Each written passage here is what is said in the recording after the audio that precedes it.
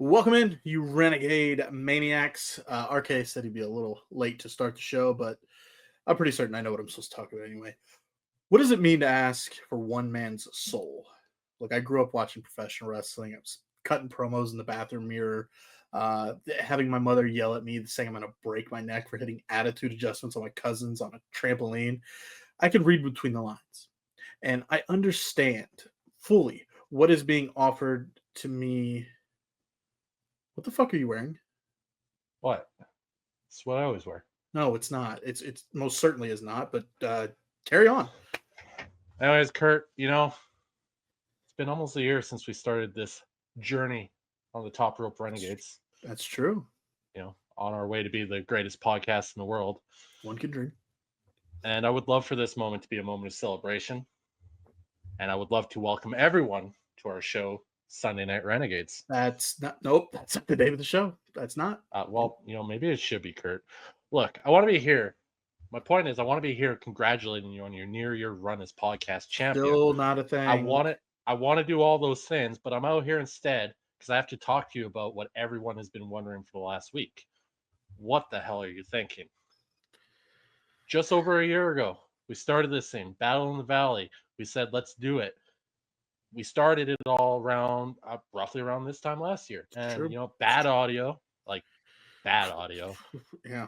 No direction in what we were doing. Hell, we didn't even know what we were talking about half the time. It was a mess, but we came through it. And today we are. You're just willing to throw it all away? What the hell are you thinking? I wish this conversation was going a completely different direction. But I'm starting to wonder if I even know who you are. R freaking K, obviously. Yeah, sure you are. Look, all right, you know what? I'll play along. Do you ever wonder why RK asks for my soul and not yours? Do you? Because maybe, just maybe, yours is compromised. Look, man, you're being awfully defensive all of a sudden. I'm not here judging you. Just trying to protect you from the mistakes that I've made already. Well, why? Just because you're like, what, twice my age does not make you wiser than me. Look, man, I'm definitely not twice your age. You don't settle down there. But it kind of does actually mean that I am wiser. Like, this all started with a meme years ago. You know the meme. And it has turned into the greatest tag team in the world. Don't throw all that away. Make me hate you. Look, you're going to do what you want. You're a grown-ass man. Sometimes, make a choice. Just make it. What is happening? Do you people see that? Do you guys see that? I have to deal with that every day. And I'm not just talking about on a Sundays when we record. I'm talking about on Mondays and Tuesdays and then Fridays. And then if there's a PLE on Saturdays, I have to deal with that every time. We're going to get into... Oh, who are you talking to? The listeners. Who else would I be talking to? Fuck, so defensive. Jesus, I just got here. For fuck's sake. Look, man. You know why I'm here. The moment has arrived. You remember my question, don't you? Yeah. You know what I want. Mercy, Lord, mercy. You know I need it. So, the answer is yes. The Top Rope Renegades will live forever. But look at me here, Kurt. Look at me. I'm right here. If the answer is no, maybe the Top Rope Renegades becomes a one-man show. Listen, man, I want it all. I do. I want people to like, to subscribe, to share, to comment on every episode we've done on This Week in Wrestling. I really do. My soul, I guess you could say it no longer belongs to me. You've made the right choice, son. I know I did, because my soul already belongs to this podcast, really. The dozens of listeners every week. So I guess, to put it simply, RK, go fuck yourself. Okay, then. Well, let's see how that plays out for you. Quiet on set. Places, everybody. And action.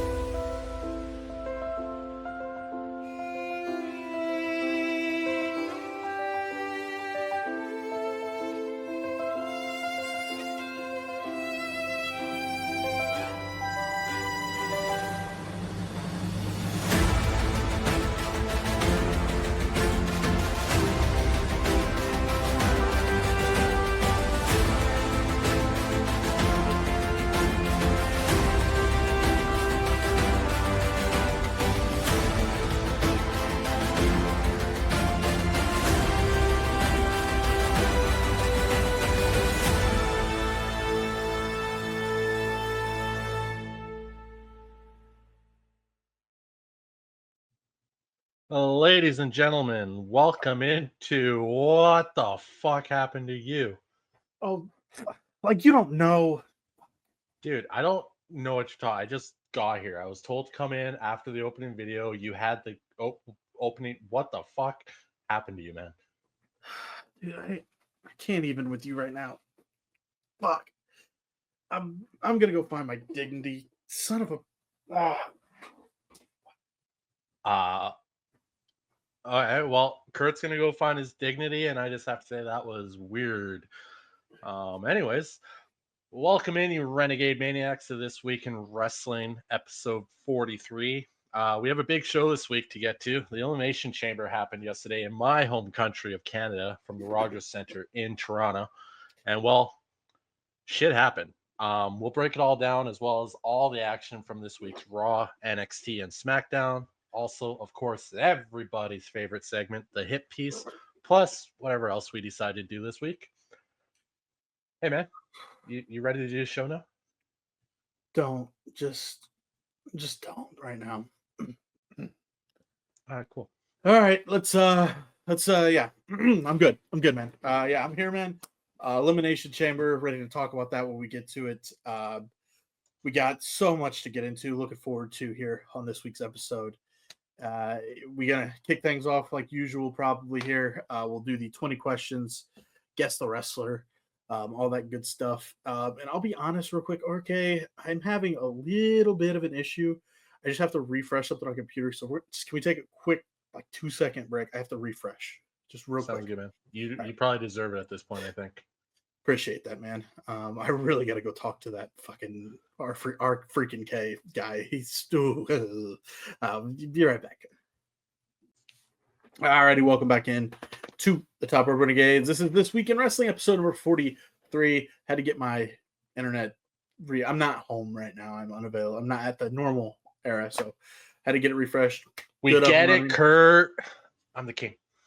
Shout out to Lexibus. But yeah, I'm Kurt. That's RK. We're here to bring you This Week in Wrestling. We're gonna kick things off like we have the past few weeks, and we're gonna go just right into the third edition of Guess That Wrestler in 20 questions. I didn't have a notepad with me, even though I think If only there was like something in front of you that had like an electronic notepad on it. yeah, I'm old school and I don't have multiple screens. I'm not the queen You're not like old you. enough to be old school. You're not old enough to be old school. I can be old school if I want to be old school.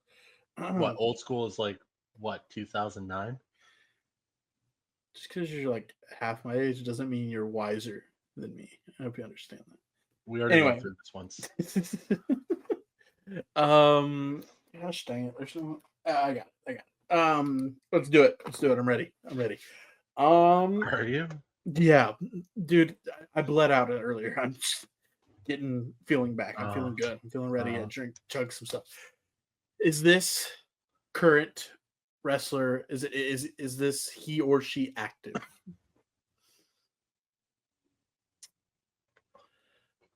Fucking Yoda over there. Yes. Is this wrestler a male? Is it a male? No. Ooh, okay, we're going female this week. Active right now. Was this person active in the 2000s?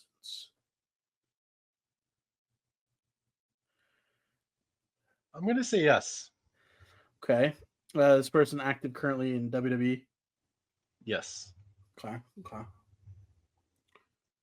Ooh. Is this person perform? No, I don't like that. Has this person been this woman been a world champion? World champion. No. You're getting technical with me, aren't you? Has this person been WWE champion, meaning main level champion? No. I'm gonna do what you did last week. Is this person the Women's United States champion? No. This person, never mind. I can't ask the other one. I don't think that person's been. Okay, never been a champion. What? Never been a world champion. Well, world champion is. I asked WWE champion too. Women's WWE champion, right? So like, hold on. I'll play your game. I'll play your game. Has she been a women's champion? Yes. That's what I should have fucking went with. But it You helps a little wasted bit. 4 questions to get that. I understand. I understand. This is gonna be a little specific since this person was active in the 2000s. Has this woman held the Divas Championship? No. Okay. All right. And I wouldn't consider the Divas champion a world champion either. Okay, I mean it's fun. World champion, let's just get that out of the way now. World champion is Raw or SmackDown, heavyweight or current WWE Women's Champion. Okay, and then women's champion, you consider like the SmackDown and the Raw Women's Championship? SmackDown champion, like mid card championship. No. So what I'm asking is back when they had the Raw and SmackDown Women's Championship. That'd be a world champion at that time. So would I have had Because that was their main title. Right. Remember, WWE and NXT are separate. I understand that. I assume she's on the main roster, so I'm not gonna ask that. Yes. You just I didn't wasn't a question, but thank you. That's a question. No, it wasn't. I said I'm gonna assume. I gotta start throwing names, man. You still haven't asked a really important question, but maybe you'll get there. Important question. What are you talking about? I just brought it up like 5 seconds ago. Has this woman been the Intercontinental Women's Champion? No. I thought that's where you're going with that. How many questions am I at? You are 10. I'm gonna fail this one, aren't I? Is this woman in NXT? No. Never been a world champion. Remember, world champion is only world heavyweight or WWE Women's Champion. So the one that Rhea holds and the one that Tiffany holds. Yes. Has this woman held the SmackDown Women's Championship? No. I don't know how much more clues I can give you. Well, Anyways, I'm stopping there. I'll give you the big one at 20. Okay. Is this Asuka? No. Damn it, I shouldn't ask that. Has this person held the NXT Women's Championship? Yes. You don't answer if it's not a fair question. Is this woman part of the 4 Horsewomen? No. Not Absolutely. A fair question though, because you just eliminated 4 people. wrestlers. Yeah, you answered it though. But you just asked it, so don't do it again. Understood. Okay, shit. Is this Io Sky? No.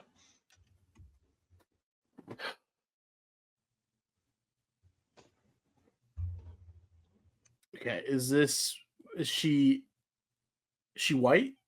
Like, is she white? Holy racist, but yes. No, it's not.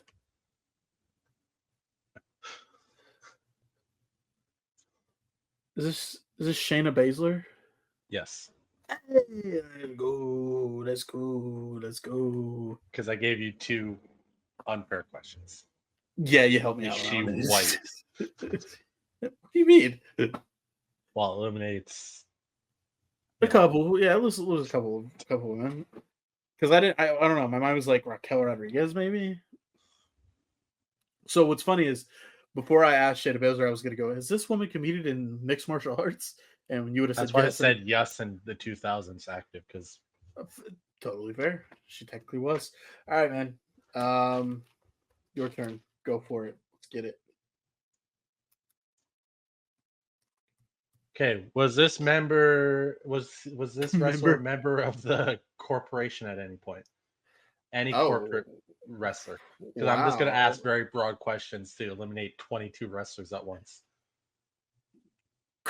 Corporate? Yeah. Like what? Vince what do McMahon, you? Shane McMahon, Randy Orton, The Miz, Seth Rollins, Undertaker, Kane. No. See how I can eliminate like 22 wrestlers with one question, Kurt? Well, no, I meant I didn't want you to start listing names. I wanted you to like explain what you meant by corporate. But I think I get it now, and the answer is no. Okay. Anyways, I was just messing with that question.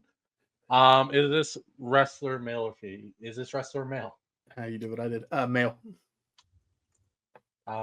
Is this wrestler currently active? No.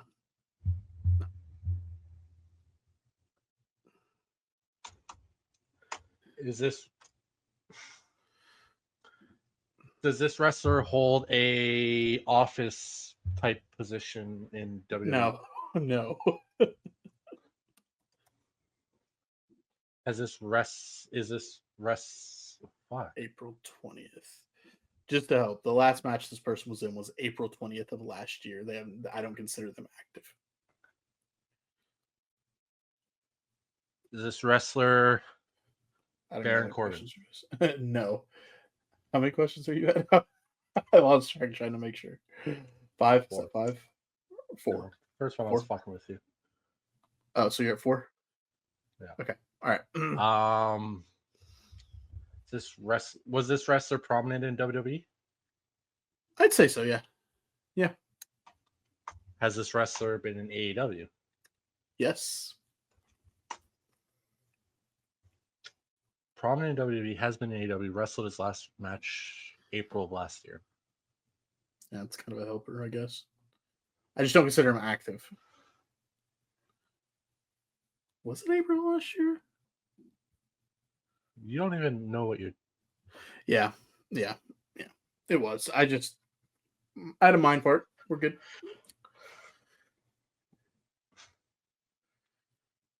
There's a lot of WWE prominence that went to AEW, to be fair.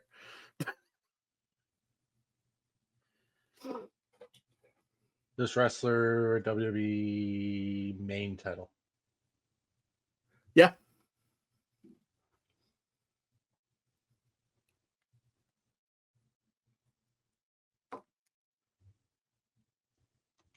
Was this wrestler's last match in AEW?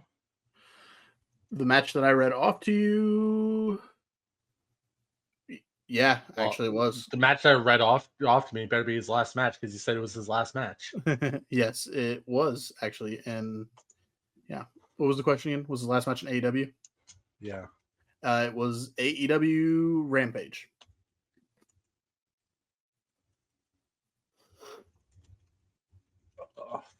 You just went completely obscure. WWE main title, yes to AEW last match.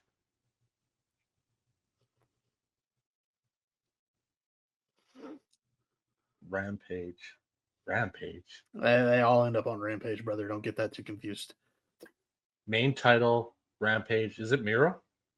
No. Miro was the main title holder in WWE? I don't know. I didn't watch Miro at all. And also, he just wrestled too. Yeah, I don't think he was. I don't think he did hold a main title. I could be wrong. Rampage. Number 10. Not active. Not part. Is he part of AEW's office team, backstage team? As far as I know, my friend, and I would know, no. Last match. Oh, main title. Last match. AEW Rampage is a Big Show.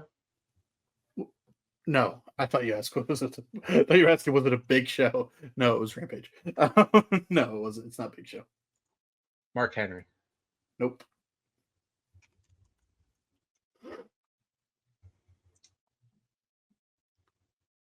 Jericho's still active.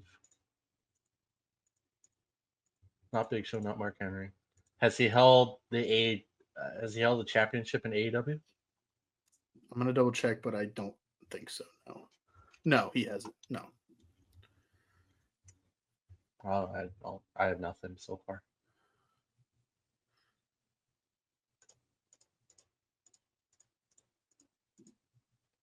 At least I picked non-obscure wrestlers. This guy is not obscure. I just think you've went down a different path than you should have. What path should I have gone down? Like you didn't ask when they were active or nothing. Like you well, he's not active now, so I would assume he's been active in the last 10 years. Sure. If he just had his last match last year. I understand. Is he not active because he's retired? I don't know if he's retired or not. That's By that, I'm why. okay. That's why I was just like, here's when his last match was, and he hasn't announced a retirement or anything. Did he get injured in his last match? Not that I know of. No, I think he was just let go.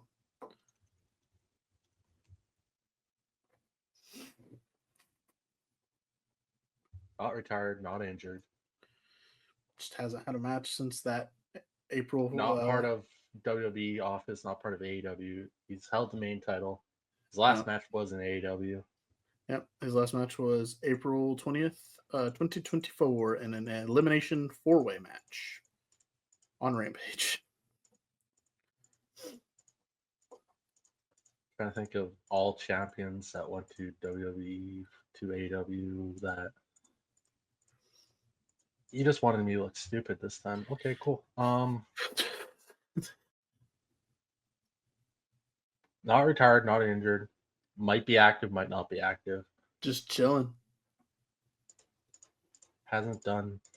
He has been in WWE and he's been Oh, yeah. champion in WWE. Oh, yeah. Main title. Yep. Not doing anything. WWE champion. He has been. It's not Christian. It's not Edge. No. It's not Malachi Black. Why am I saying no?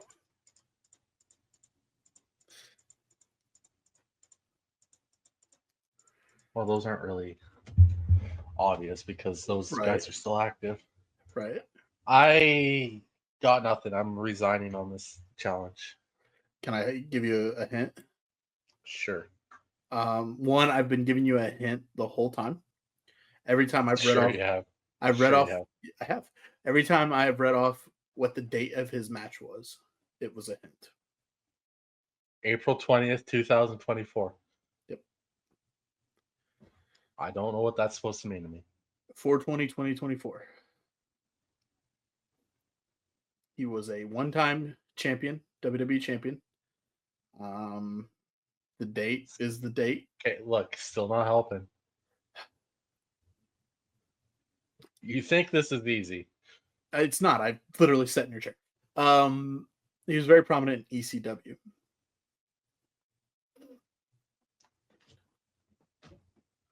You act like I watched ECW. Okay, I can admit this. Rob Van Dam? Yes, it's Rob Van Dam. I didn't He's think still that was- active. I read his last match. He's still active. He's not fucking active. He is active. He hasn't had a match since April 20th of 2024. I don't consider He that still active. shows up to shows. That's not active. That is active. Jim Ross sits He's behind actively- a commentary desk. Huh? We got wrestlers that sit behind Taz. Is he active? He shows up and does commentary. We're gonna have to tighten down the Rob rules Van again. Dam has He was on NXT. Did he wrestle? Did he have a He match? helped. Brother, You're telling me that's not active? You're telling me that's not active? No, He showed the up to question the is show. active. Is he active in the ring? No. See, we got to iron out the details. Are we saying active? He Or active? showed When up. you said He was- active, I think active He was wrestler. he was in a prominent at the NXT 2300 show. I'm the bad guy here. Because No, when you ask it's just active, he's active. fucking thumbs up out of here. I'm the bad guy. I don't consider him active because he hasn't wrestled. I consider him active. I'm done choosing people that don't technically wrestle every week anymore. I can't do it unless they're legit OGs. It's Rob Van Well, Dam. no, he's active. He was just on NXT. I was about to say that hint. I was going to say he was on NXT TV. I was going to say that. He didn't wrestle because when you ask the question active, I think of, okay, active, are they in the ring? Are they wrestling? No, he's not. And I thought the 420 was going to be a helpful hint because of the weed and it's Rob Van Dam. But I think that went over your head. Well, no, I thought Matt Riddle, but I'm like, he's active. That's fair, but he was never a champion. WWE main champion. He may have been more than. Did Rob Van Dam win any other main titles I don't think he won the WWE once when he beat Cena at One Night Stand. But I didn't think it was that bad. Yeah, no, he's active. I consider him active. according to this site, according to this, his last appearance was in 2023, which is wrong because he did have that match on Rampage. That was his last official in-ring match. Appearance? No. Prominent. He wasn't fucking prominent. He showed up for like 2 episodes of NXT. Don't do that. He wasn't fucking prominent at any means. He was in a prominent angle during the NXT 23 on the show. For 2 matches, and he made an appearance for like a minute combined. That says he's still active. I didn't think he was active. I think he was active. You could have said last appearance was on NXT. He said his last match was on AEW Dynamite. I could have said appearance. All right, I'm wrong. I was wrong. But you know who's never wrong? You just wanted me to look like an idiot. It's fine. Every week, you just want to look like the big shot. It's fine. You had me Blade. With ketchup. No, that was blood. That was real. Don't try this at home, kids. Let's get into If you had gone and got the fake blood like I told you to, then I would have maybe, bought into your story. I just fucking sliced my head open. Never done this before. Let's see what happens. And we're gonna have to I've gone too deep. I look like Eddie You Guerrero. went so deep. Why did he go so deep? Looking like Eddie Guerrero from that episode of SmackDown when he's just pouring blood. Alrighty. That match was brutal. You know what's brutal, RK? All Elite Wrestling. Brutal. Here we go with the news from February 24th to today, March 2nd. AEW Communications. It said that the awkward Thunder Rosa Mega Bane angle on Dynamite previous week was just a miscommunication. The previous week, I got fucking spike typos. Just a miscommunication. And there is no heat on anyone involved in the situation. We here on the Top Rope Radio reported last week that it was said that Tony Khan does not hold production meetings, and that may have been the reason why there was confusion. Long story short, Tony has no clue what he's doing, and there better not be any heat on any of the parties involved. Fact. Last week. Gotta take a wee. Last week. The previous week. Jonathan Coachman. I was struggling for news this week. I'm sorry. All right. The coach on a behind the turnbuckle segment, Jonathan Coachman said that Vince McMahon originally wanted to give his 2005 stuttering gimmick to Brock Lesnar. Did he really? Can you imagine? I feel like that they could have ran with that. Nobody would have wanted to say anything because he'd be too scared to say anything to Brock about his stutter. Yeah, that's fucking hilarious. Oh man, Brock, are you okay? You want some of this? I'm the next big thing. Dave Meltzer. He has said that he heard from people close to Vince McMahon who say he does not plan to start a new wrestling company. In no way would a new company be any better than the third company with the current market and all the talent tied up to the 2 main companies. Vince would not be interested in that, although he does still want to launch a new entertainment company. Okay, Dave, cool story. I got a lot of fun stuff from Dave. I mean, okay. Yeah, do you? If you care. Not really, but I seem to hit on it all the time, so have at it.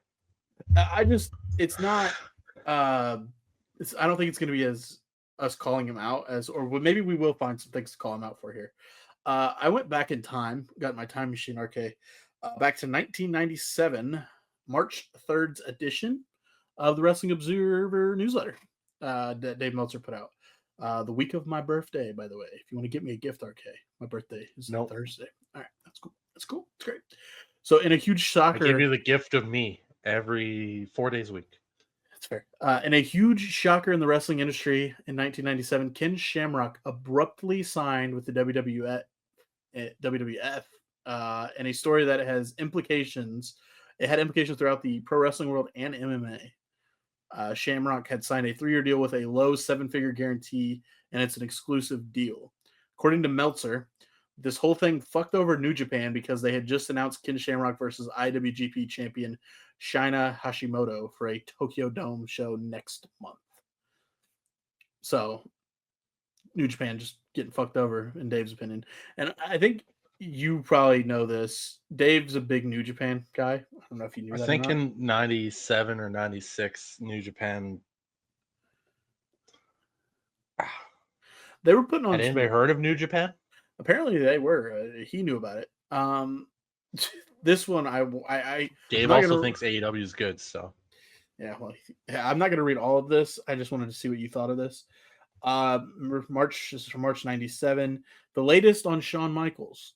Most people within the company are now acknowledging that his knee isn't the problem, and that Michaels is taking time off because he was burned out from travel and pressure of carrying the company. that's from the Observer. Yep. No, he was fucking coked out.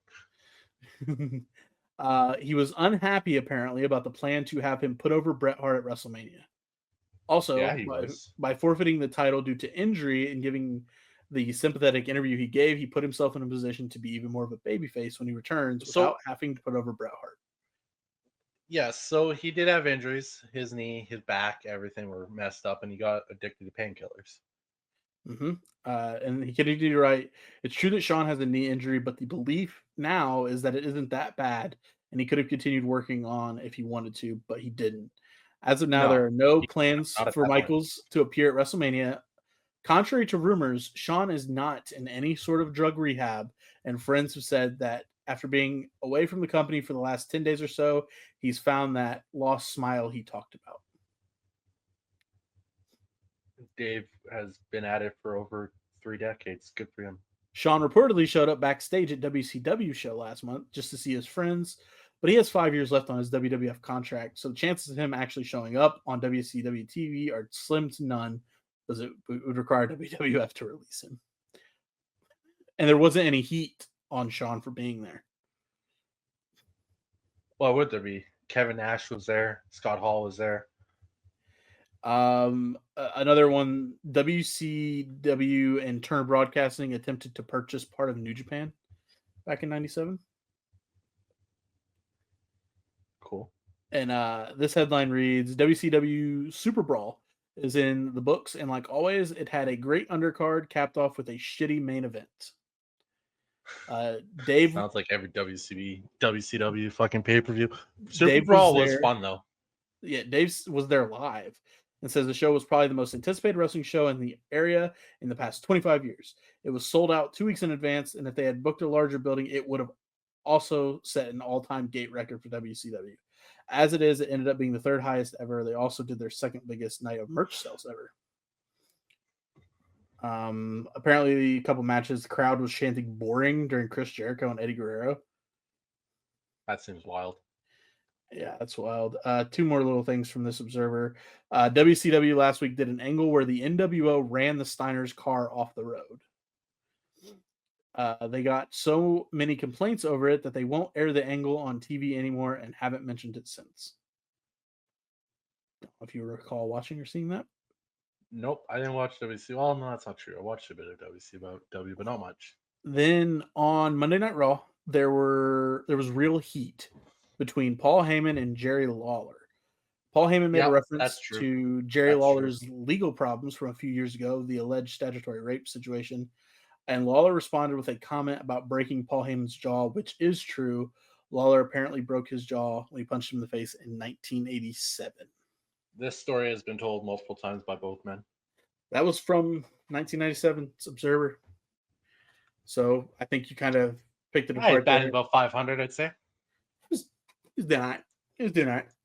Let's get into the real news, though. Okay, that was just bullshit news.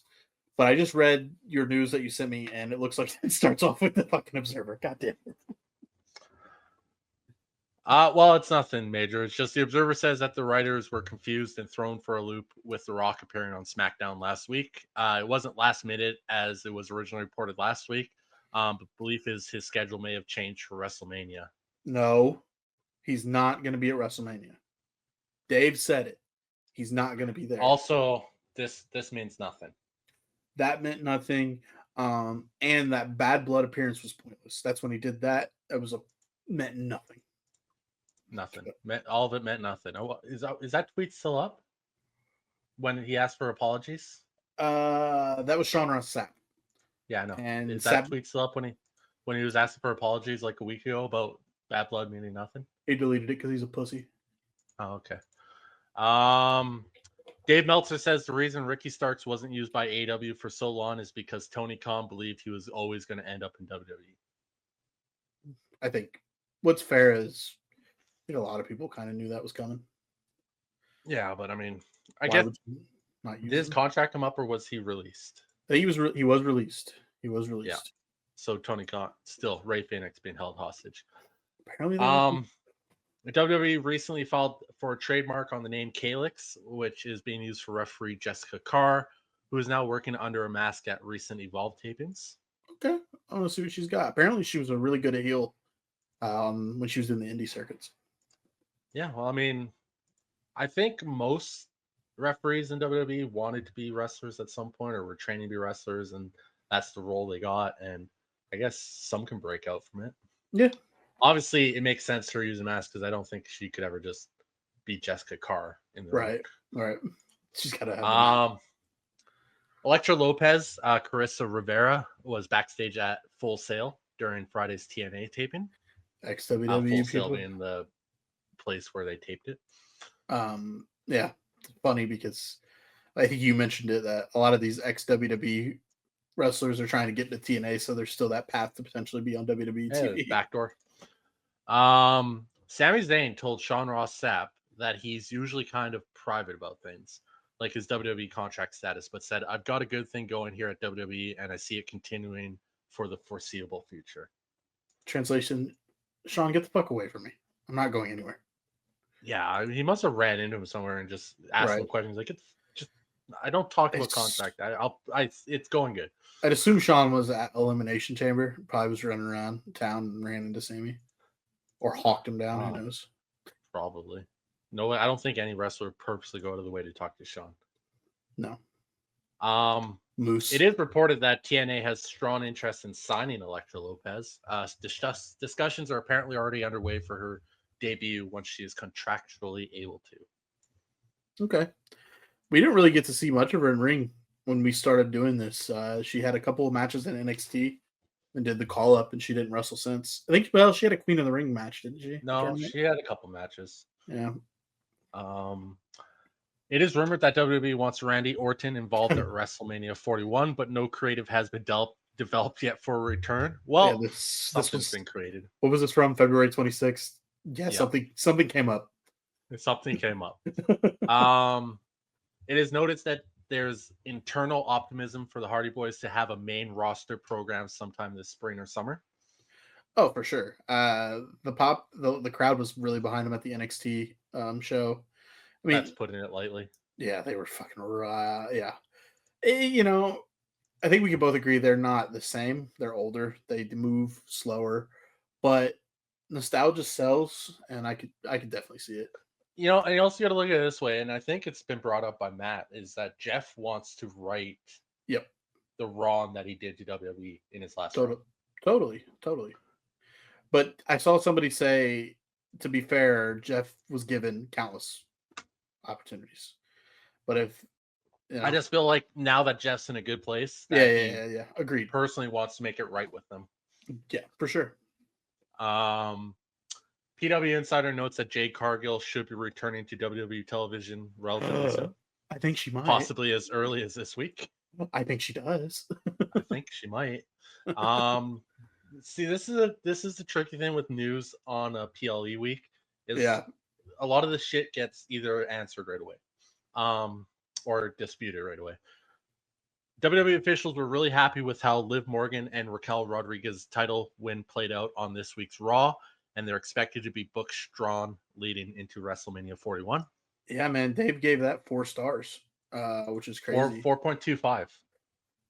I watched it back. I told you somebody posted the full match on X. I watched it again. It was a really good match. All 4 of them. They put on a really good fucking match. The crowd was in it too, and I think that helped maybe Dave score because, Dave. But it was a good match. Liv is... We'll talk about it more. Liv's on fire, truly, right now. Even after she lost. She's had a good year. And I agree. What are you dating the year as from WrestleMania to WrestleMania? From today to last time. Yeah. Totally. She had a fantastic year. Agreed.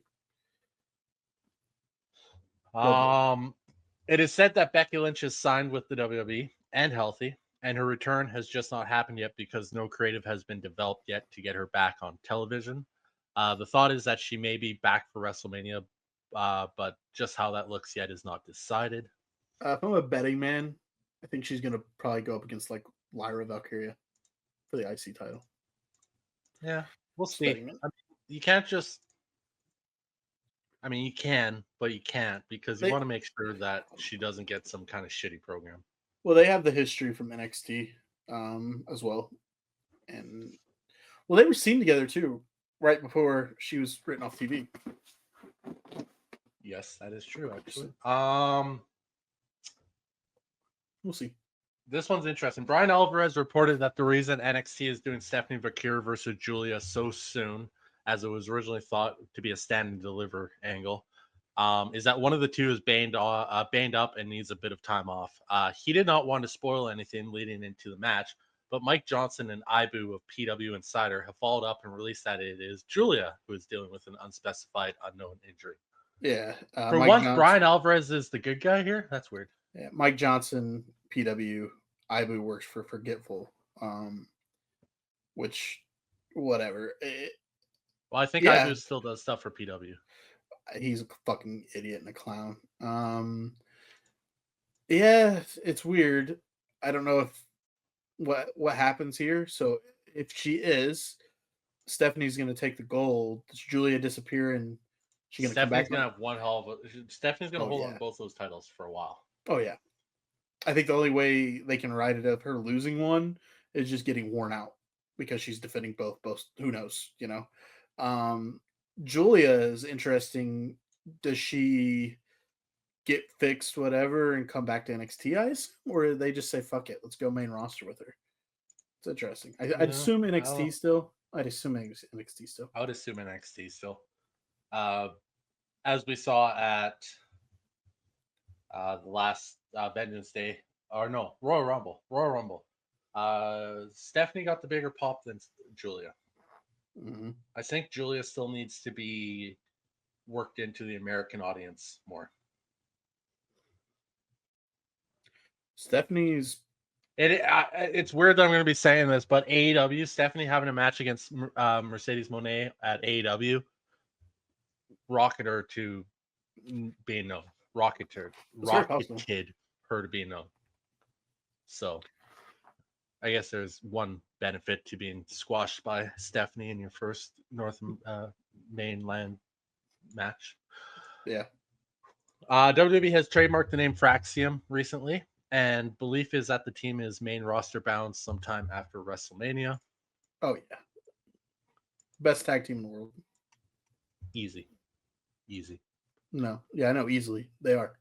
Yeah, that's what I said. What do you think I said? I thought you were telling me like, easy, dude. Calm down. The Young Bucks. No, they posted a picture of it was Matt and Nick with Luke Gallows, Carl Anderson, and AJ Styles. And there was like throwback picture and like trying to stir up some drama or some shit because AJ Styles' contract is up soon and Carl and Luke have been released from WWE, right?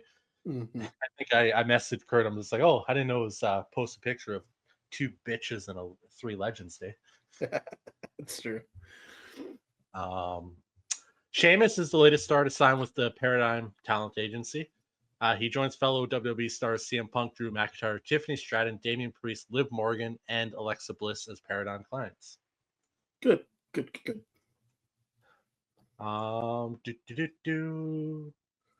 Yeah, we already know that's happening. Jay Cargill has officially been cleared for action. Stephanie McMahon will be launching her own podcast series expected this spring. It'll be an official WWE podcast. Interesting to see what that entails. We already talked about that. When asked for AEW's internal reaction to NXT fans chanting "Tony fumbled" during Ricky Saints Stark's debut match this week, Fightful Sean Ross Sapp said they don't give a fuck, they don't care. Yeah, they do. Yeah, they do. Very professional, Sean. Very professional, Sean. And yeah, they do. They clearly do. That response tells me yes, they do. Yes, they fucking do. WrestleVote says it is thought that there are several people in WWE who do not like the 3-hour format for SmackDown and feel that it has hurt the quality of the show. I'm not in WWE, but I don't. The 3 hours has hurt. And that was Friday night. And then Saturday, Sean Ross Sapp recently said the WWE talent he spoke with likes SmackDown's 3-hour format because it gives them more of an opportunity. Yeah. Uh-huh. The dirt sheets at this point are just getting played so hard that they are just saying shit and hoping it comes true. True. Like, seriously. That's how it seems. They're all just saying shit. True or not, we can just delete our tweets afterwards if it's not. Or we can just block people from commenting on them.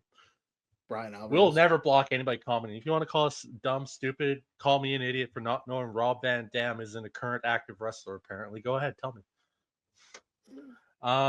We won't block you. We will talk shit back to you, though. We will. I will. I know I will. Kurt will too. He's young. He's got no filter. Fair. I'm old. I don't give a fuck. It's a perfect combination. Twice my age. Regarding a potential return to WWE, Ryback said it would most honestly probably take The Rock getting involved for something to get done. Are him and The Rock friends? I don't know. Stay away. He sucked, dude. He was bad. Come on, feed me more. He was dangerous. He hurt Punk. I know he hurt Punk. I think he hurt a couple others, but I know he specifically feed hurt me Punk. more. I remember because he was. They had all those, like, they were trying to build him up as this big thing back around like 2011, 2012, somewhere in there.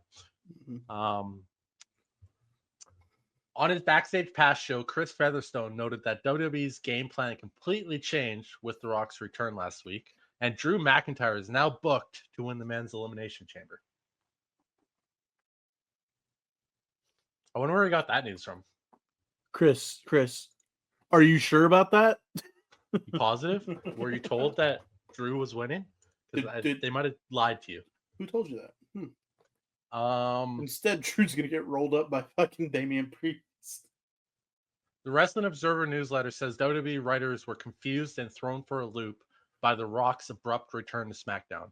One person in the company said his soul-taking angle with Cody Rhodes comes across as diminishing the value of the title, but pushing the idea that Rhodes isn't a star at the level of The Rock. Brother, I think there's a lot of people that need to apologize to Triple H and the WWE and even The Rock and Cody. Let them cook, because coming off of Elimination Chamber now, we're cooking. We're cooking. It doesn't diminish Cody. What it has done is made John Cena. Cody Rhodes is John Cena now. The biggest babyface in this company, without a doubt. And he's this going whole angle just seems like Cody Rhodes is going to have to overcome this. I don't think John Cena is winning the title at WrestleMania. I think he is. Wait, I mean, let's get the build. Let's see how we get there and what we're thinking. But I think he might, because of the backing of The Rock and Travis Scott. Don't forget Travis Scott. Hey, dude was getting that sage all over the place. Did you see the punch? The smack of Cody? Yeah, somebody told him didn't teach him how to pull punches. Cody's got to get his lick back for that one.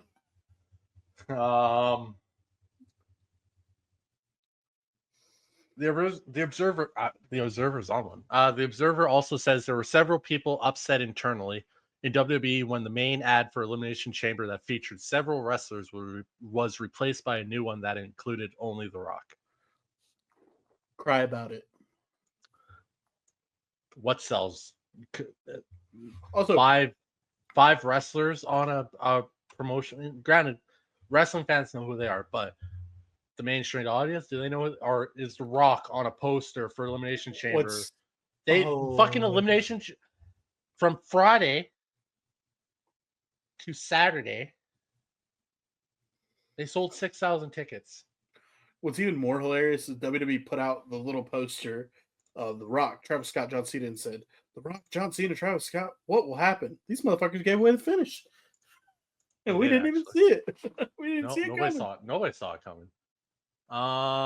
We speculated it, to be fair, RK. We did. Wrestling Observer's Brian Alvarez heard that Layla Hirsch will not be the last wrestler leaving AEW in the next 30 days. He reiterated there might be some departures coming up in March, whether it's people being released, people's deals coming up and not being renewed. AEW's on a bit of a purge. Isn't it? Isn't it the AEW fans who jumped down WWE's throat when they just release a whole bunch of wrestlers randomly? Yeah. Weird. Along with the WWE fans that don't support the wrestlers that get released, but then all of a sudden when they get to release, it's the biggest. Oh yeah, go check out Isla Dawn. She has a good message for those people. Oh yeah. Oh yeah. The West Australian reports that WWE will bring 3 events to the RAC Arena in Perth, Australia in 2025. This includes Raw, SmackDown, and a premium live event. So yeah, obviously, if they do a PLE, it'll be Friday SmackDown, PLE, Monday Raw. Yeah, cool. Now being on Netflix, they can just air it whenever, and good to go. Yeah. Yeah, that's about it. That's all I got. That's all we got for the news. The hit piece. I don't really have anything else cool to add. Sadly, wish I did. It's a PLE week. Not a lot of shit going on. No, you're right. You are correct. Alrighty. Well, with that being said, let's get into it, shall we? Monday Night Raw, NXT, SmackDown, and the Elimination Chamber. This is Raw from last Monday, February 24th, 2025. Yes, and tonight, well, not tonight, but Monday night, we were live from Cincinnati, Ohio, at the Heritage Bank Center for Monday Night Raw. Hell yeah! It was the final Raw before the Elimination Chamber on Saturday, and well, that's going to make things interesting. As a show, as the chamber is fully booked, like how are you going to make Raw interesting? They delivered. We'll get into it, but they delivered. As per usual, you get clips of people showing up to do their jobs before the show. Yeah, really good on them to show, hey, these people are coming to work. All right. Hey, these guys are coming to work. Good. These guys and girls ready to work. Glad to know that. Logan Paul's going to kick things off. Talks about how much he hates Cincinnati. For background, he's from Cleveland, so of course you got to hate on Cincinnati. And he knows what a pathetic place that Cincinnati is. He was flying in today and told his pilot to turn around so he could go home to Cleveland. But then he decided to perform for these losers because he is humble. Last time Logan was my apple pie crumble is the humblest. The last time Logan was on Raw, he beat Rey Mysterio to make it to the Elimination Chamber. And this Saturday, he will punch his ticket to WrestleMania. CM Punk comes out in a Chicago Teachers Union shirt. He interrupts with Pat McAfee telling a story of Punk trapping him in a portable toilet earlier. Go watch the video. It's hilarious. It is hilarious. Paul doesn't get why neither the fans nor Punk don't like him. He thinks Punk might be jealous, but Punk talks about how Paul is nothing but a bunch of one-liners to incite our reaction. The fans deserve better than that. Which, to be fair, that's a lot of wrestlers. It's kind of their job. Just saying. It is. The fans deserve better than that, which Paul finds funny. Paul talks about Punk coming in, a great moment. Punk just, yep, it was. Yep, just in the background. Yep, that was great moment. I did that. And then he tore his widow tricep. It's like, all right, fucking Logan. Now the fans are chanting for Logan. Newsflash, they weren't. With Punk admitting, yeah, they were. You could hear the Logan chants. I really think they were followed. I think you remember you're on the other end of the audio. You can't hear everything. Okay. There was chance for Logan actually because the whittle tricep line was kind of fun. Now the fans are chanting for him, with Punk admitting that the names do change. The names Paul has been mocking, including himself, are legends and history makers. Paul is a flash in the pan, and the people aren't going to remember who he is. On Saturday, Punk will go on to win the Elimination Chamber and go on to WrestleMania, where he will make history. On the other hand, Logan Paul will be history. They go face to face, and Paul gets in a quick little fucking clean slap to Punk. Paul just dips, and Punk tells him to run while he can. Yeah, clean smack. From Logan. I wonder if it was scripted because it looked like it caught Punk off guard. Yeah, Punk's good though, so maybe it wasn't. We look at Penta dealing with Ludwig Kaiser and Pete Dunne, who are now fighting each other over wanting to fight Penta. Which, okay, boys, all right, simmer down. Well, it leads us into our first match, which is Ludwig Kaiser versus Pete Dunne versus Penta. Yeah, this match was all about three guys with three different styles and just letting them all play to their strengths. A lot of action got crammed into a match that came in at 7 minutes and 22 seconds, and it came off looking really good. Kaiser getting the win here is most likely setting something up down the line between him and Penta, with Pete Dunne there to, take the pin, basically, at this point. We talked about this last week, I think, or the week before, but Pete Dunne is criminally underrated, and I think he should get more. But Ludwig's the up and rising star right now, and Penta's just Penta. So Yeah, you're the odd man out right now, Pete. It sucks, but you, Pete's underrated I to the Isla mainstream. Dawn's correct. Like, no, Isla Dawn's right. If he gets released at some point, people will, oh, why'd you release Pete Oh, Dunne? He's so fucking 100%. good. It's like you guys don't fucking ever cheer for him. No, I love Pete Dunne, and yeah, I think you're. I get what you're saying about underrated. He is by the mainstream. The people that watch every week, they know. The people that are actually watching, they get it. But yeah, if you're Do tuning they in though? Monday Night Raw, maybe, maybe not. I don't know. We get a video of John Cena wanting to win the chamber so he can go on to win his 17th world title. Per I usual. just take away from my finish, but okay. I thought you were done. Well, no, I was going to describe how the finish of the match came. Oh, I'm sorry. But I'm so sorry. Carry no, on. it's cool. No, Continue carry on. on. I only Carry give on. you the the writing right there to follow along, but I thought you were done. Finish. no, we were having a conversation about the first part, and then at the second part, the format doesn't change week to week. We've been doing this for a while now. We're right back to the crappy audio situation, really, where we don't know what's going on. Come on. No, it's over now. Anyways, The finish came. Need help? yeah, the finish did come. It Yep. came and it went. 1, 2, Yep. 3 for the win. Finish game when Dunn hit the bitter end on Penta for 2, with Kaiser making the save. Penta back up and breaks Dunn's arm with the sacrifice. Did you know he really broke people's arms in AEW with that move? That's what I have heard. And that sets up the Penta driver, only for Kaiser to break that up and hits his wind up DDT on Dunn for the 1, 2, 3 and the win. Now So there's a threw me- break in the writing, Listen. and then it says Kurt's name. What happens is you normally always. I know you do the 1, 2, 3 at the end, and you did it in the first part. You said it. No, I didn't. Yes, you did. And I went like this. No, You I, didn't. I sure the fuck did It's not. not in the script, but you did. I did not. Listen, John Cena. I said Kaiser getting the win here is most likely setting something up down the line for him and Penta. You're reading from the script, but then we started talking about other stuff. Yeah, and where did I ever say 1, 2, 3? I don't know. We'll watch it back later. I'm probably wrong. You will. I'm probably wrong. Video of John Cena. Yeah, he wants to win the chamber so he can go on to win his 17th world title. I don't know if he's gonna. He might. We'll see. Potentially, probably. Rhea Ripley. She comes out for a chat. She's in the crowd though. In theory, she's going to defend the title against the winner of the Elimination Chamber at WrestleMania, but she has to face Io Sky next week. They haven't faced each other in 5 years, and Ripley has gotten a lot better since then. Meaning, Rhea's never beat Io. Io's got her number. We hear some of the names Rhea has beaten, but here's Io Sky to say she'll beat Rhea Ripley again, and she will be the one to defend her title at WrestleMania.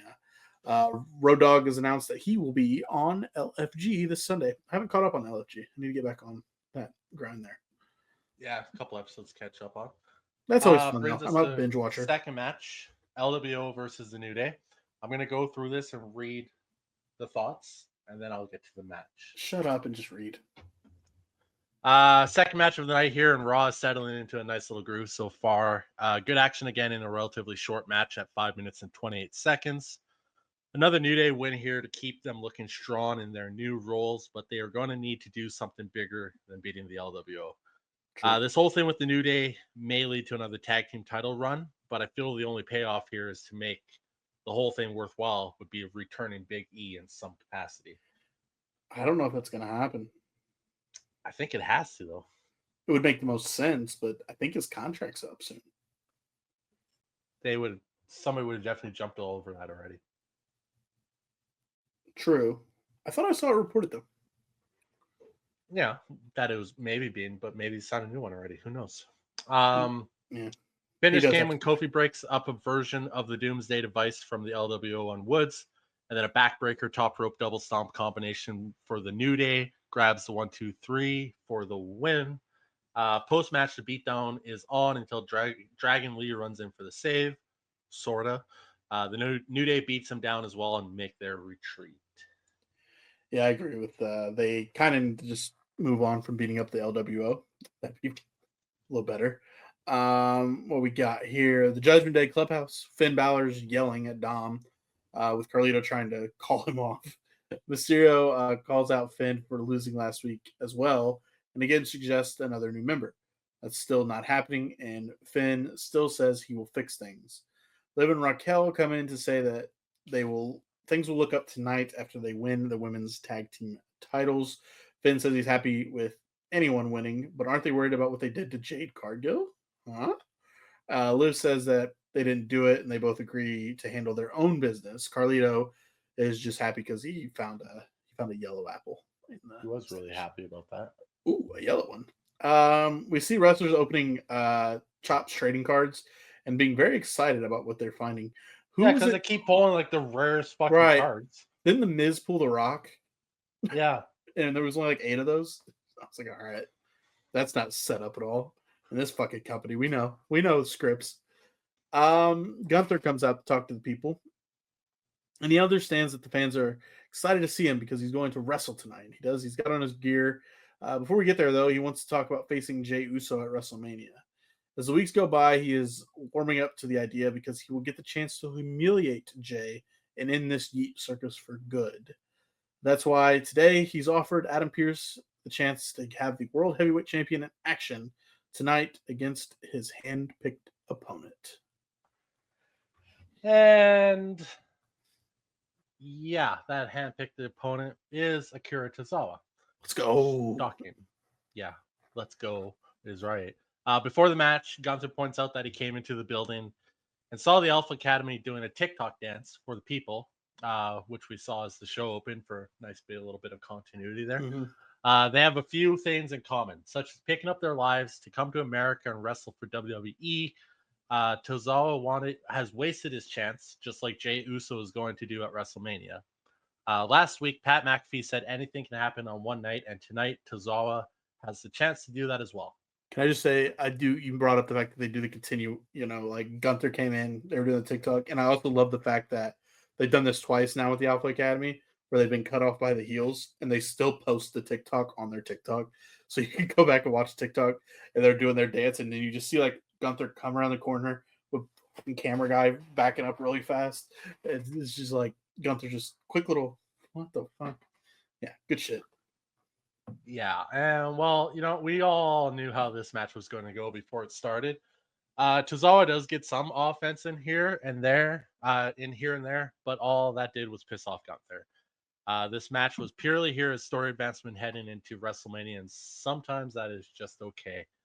I guess you can say the finish came after Gunther absolutely destroys Tozawa throughout the match with massive chops, a Boston Crab, a power bomb, and a sleeper hold for the referee stoppage at 2:48.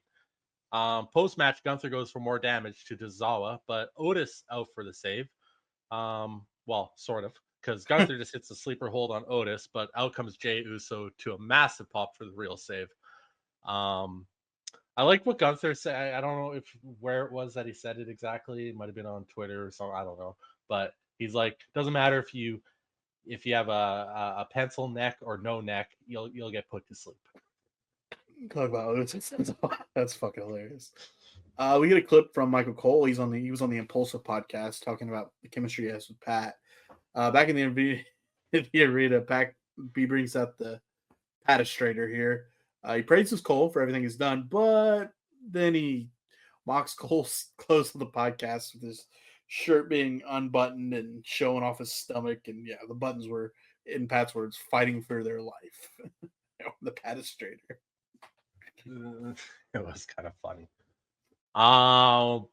Fourth match of the night, women's intercontinental title match, a rematch of the inaugural title match, Dakota Kai versus Lyra Valkyria. This match was solid enough, but having a rematch against Dakota Kai that Lyra beat to become inaugural champion will only get the fresh titles so far. They will need to start building up the mid card race for the title to make it feel more important, as they haven't done a whole ton with the titles so far since Lyra won it. Nope.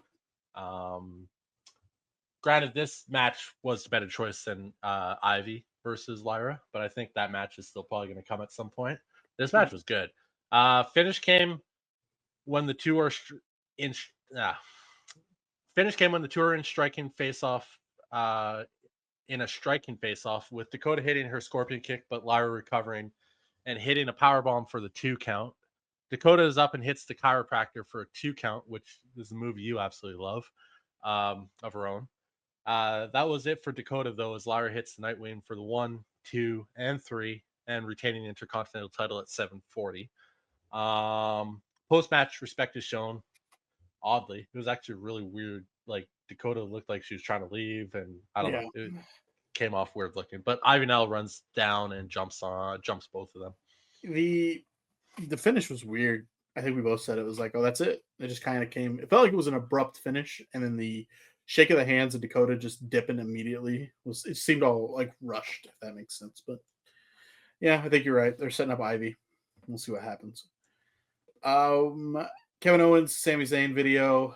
We have a sit down interview with Sami from earlier today with I think this was Jackie Redmond's interview. Yeah, and he reveals that something else had happened over the weekend, and somewhat shaken Sami says he went to Kevin's house and no one was home, but he did run into Owens' mom. They caught up a bit and had a nice chat, but when he got home, he was ashamed of himself for going over there in the first place, because he went over there with bad intentions after Kevin showed up at his house. You get it. Zayn and Owens have a long history, and this is the first time that family has gotten involved. That has Sami wondering what the two of them are capable of right now, and while people are looking forward to the match, they should be worried about what Owens is going to go through. We see Bianca, Naomi, they're ready to beat up Liv and Raquel for what they did to Jade. And then we get a look at Braun Breaker and AJ Styles brawling last week, the smooth catch of the shirt and whatnot, cleanly. Yeah, I'm looking forward to AJ versus Braun, by the way. If it happens. I say that with every match, to be fair, that Braun Breaker's in. I'm looking forward to Braun Breaker versus insert name here. Well, you got it. Next match, non-title match, Braun Breaker versus Dominic Mysterio. Not that one. I take that back. Well, you just said. I'm kidding. I like every match that Braun Breaker's in. This match was a little setup to a story that may involve Finn Balor inserting himself into the Intercontinental title picture. Multi-man match maybe at WrestleMania. Mm-hmm. Braun Breaker looked dominant in this match during the time it was fair, but Dominic got his offense in as well, with some help from his Judgment Day friends. Braun Breaker ends up looking like an absolute monster by the end of the altercation here. Finish came when Braun breaks up the frog splash with the Frankensteiner and goes up for the pin. Judgment Day rushes in to interfere, and we get a DQ finish at 3 minutes and 13 seconds. Post-match, the beatdown is on, but Breaker fights back and hits a spear on Carlito. Braun and Finn have a stare down to end the segment. A very menacing stare down with the steel chair in between them, and this like fucking. I think Braun was like drooling out of his mouth because he was fucking seething. Yeah, wild. And then he went back and bored Finn Balor to death with the sword. So like, and I'm not doing that again. We look back at The Rock's really long speech on SmackDown where he says he wants Cody Rhodes' soul. If you want any recap of what's been going on with the Soul storyline, just get through our cold opens from the past few weeks. I think you'll be caught up. Is that fair to say? You'll be caught up. Yeah. Yeah, it's probably more entertaining too. Is it? It may be. Ivy Nile, she says she's ready to take out Lyra Valkyria and the Creed brothers want the tag team titles. The War Raiders run in to brawl with the Creeds. They're still trying to live up to what Master Gable said here. All righty. Cody Rhodes comes out for a chat. Talks about The Rock offering him to join forces. Elimination Chamber, that's a complicated situation. It isn't just about him either, as he has his wife, his daughter, and his various family members. On top of that, he has his legacy of his father, and it's time to burn down. Here comes Seth Rollins. Not burn down his father's legacy. No mention of Dustin whatsoever, though. Yeah, he did say that, didn't he? He said his sister too, didn't he? I think. Named everybody almost by name except for Dustin. Damn. So Seth comes out, says he would love to welcome Rhodes back to his show with open arms and congratulate him on his success. Get ready to face him at WrestleMania. But he can't do that. He has to ask Rhodes what the hell he's thinking. A year ago, they were getting ready to face The Rock and Roman Reigns at WrestleMania, and now Rhodes is considering The Rock's offer. The fact that Cody didn't slap Rock in the face on SmackDown is an insult to Seth.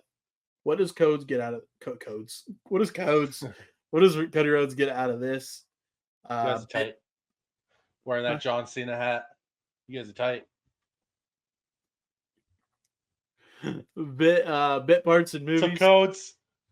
The this. Don't worry about that. What does Randy Orton call him? The Codester, roller coaster. Bit parts of movies and social media followers. Being WWE champion is that much of a burden to Cody.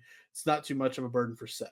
Rose says Rock asked him for his soul because Cody says Seth might be compromised. We hear Seth's history of turning on people, but he was also Codes. God bless, it's in my head now. Wow.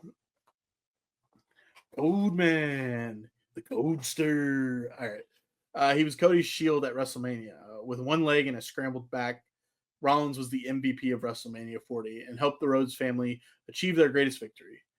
Seth seems a bit taken back and says that he has made some mistakes, which can eat you up with hate. He does not want to hate Cody, so don't make him do it. At the end of the day, Cody can make his own decision, but Seth wants to face the Cody that has beaten him so many times.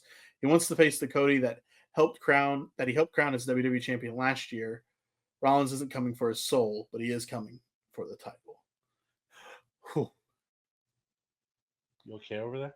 I think we did it better. I think we did a really good cold open for that. We get a preview of the interview with Logan Paul, which will air in full on the Elimination Chamber kickoff show. Get a rundown for the chamber itself. We look back at the Jade Cargill attack, resulting in, of course, Naomi getting the share of the women's tag titles. There's a chance that Liv and Raquel did it, though they deny any involvement. Either way, they're going to get that title match later here in the show. Jey Uso shown checking on Tozawa in the trainer's room and runs into A-Town Down Under.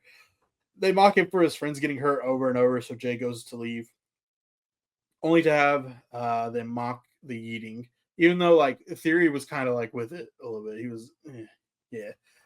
Jay promises to win at WrestleMania. As I said, Theory gets in on the yeeting. They say, Gunther's going to destroy you at WrestleMania and all that. But Jay goes to walk away, but then appears back in frame because he super kicks the fuck out of Grayson Waller here.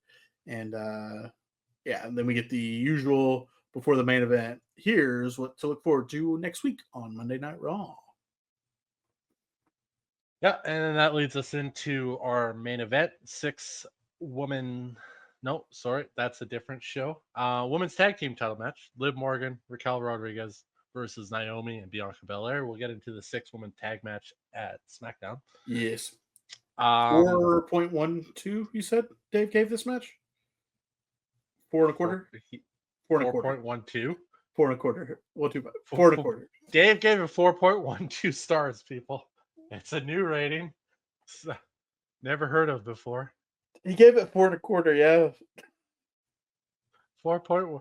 So this 4.12 star match was probably one of the better women's tag team matches in some time on WWE. It's got its own fucking rating because it was so good. Fuck.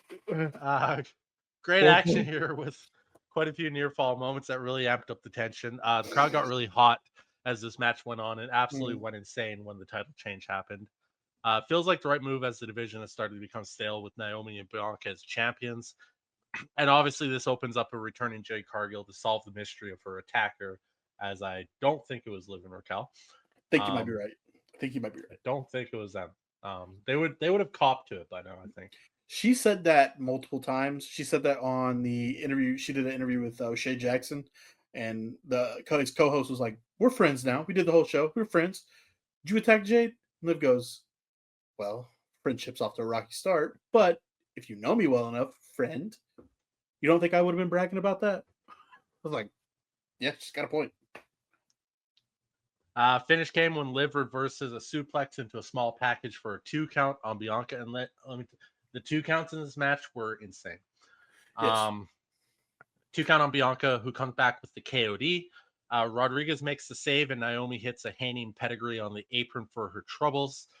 Bianca and Naomi hit a double KOD on Liv, but Mysterio puts Liv's foot on the rope.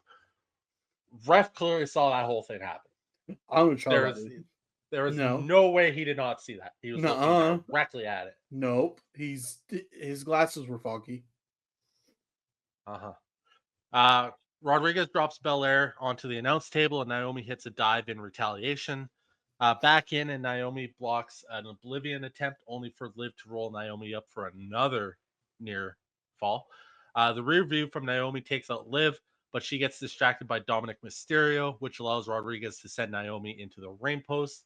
And Morgan capitalizes on this and gets the 1, 2, 3 for the title win at 12-12. Liv, Raquel, and Dominic all celebrate to close the show. Go home Monday Night Raw. I think I enjoyed it. I think it was really good, start to finish. It was good pacing. Built a little hype for the men's chamber. Made us question more of who attacked Jade. I think we were, even before knowing what happens at Chamber, we were kind of thinking who did it.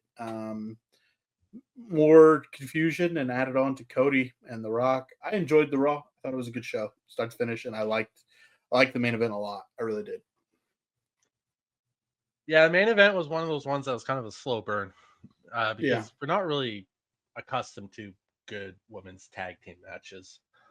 But yeah, it was definitely good. A great Raw this week, considering that they had nothing really to work with in a sense, as everything was already kind of set in stone. But they got the Cody Seth to keep it interesting. Liv, Raquel winning the titles makes sense here because there's going to be a huge story moving forward between Jade, Naomi, Bianca, I'm sure. Is Bianca going to be in? We'll talk about it after Chamber. I think she's involved in it somehow because, I mean, when Jade came out and attacked Naomi, Bianca was losing her mind in the fucking cell. Right, and Naomi gave Bianca a glance when Jade's music hit, like, oh shit.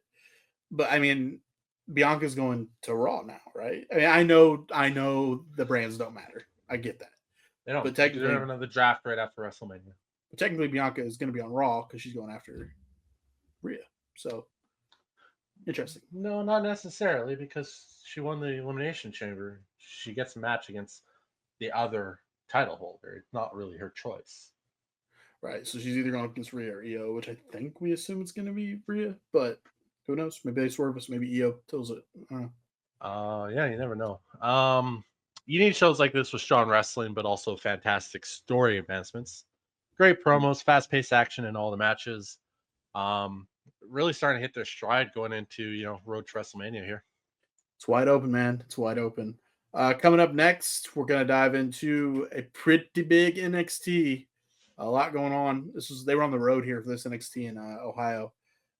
Cincinnati too, right? I think both shows they did Raw and NXT in Cincinnati. So coming up next, we'll get into NXT. Then we got SmackDown in the Chamber review and our thoughts on the craziness and the road to WrestleMania that we are now on. We'll be right back in just a quick second. Welcome back to NXT Breakdown. This is the that Kittler? This is Kittler. Look at his stash. He's got a stash. Go on. Get out of here. Anyway. Yes. Anyways, NXT is on the road again, live from the Andrew J. Brady Music Center in why? Yeah, it's fine. Cincinnati, Ohio, and on the way to Roadblock in a few weeks from New York.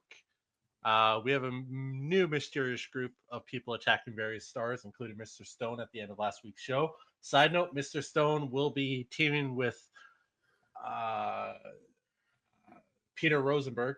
Veda Scott. Who? Kidding. I'm kidding. Veda Scott. I was just making a joke. It is Peter Rosenberg, isn't it? I think so. I thought. Yeah. No, it's Peter Rosenberg. It's Peter Rosenberg and him on commentary. You're right. On commentary for Evolve.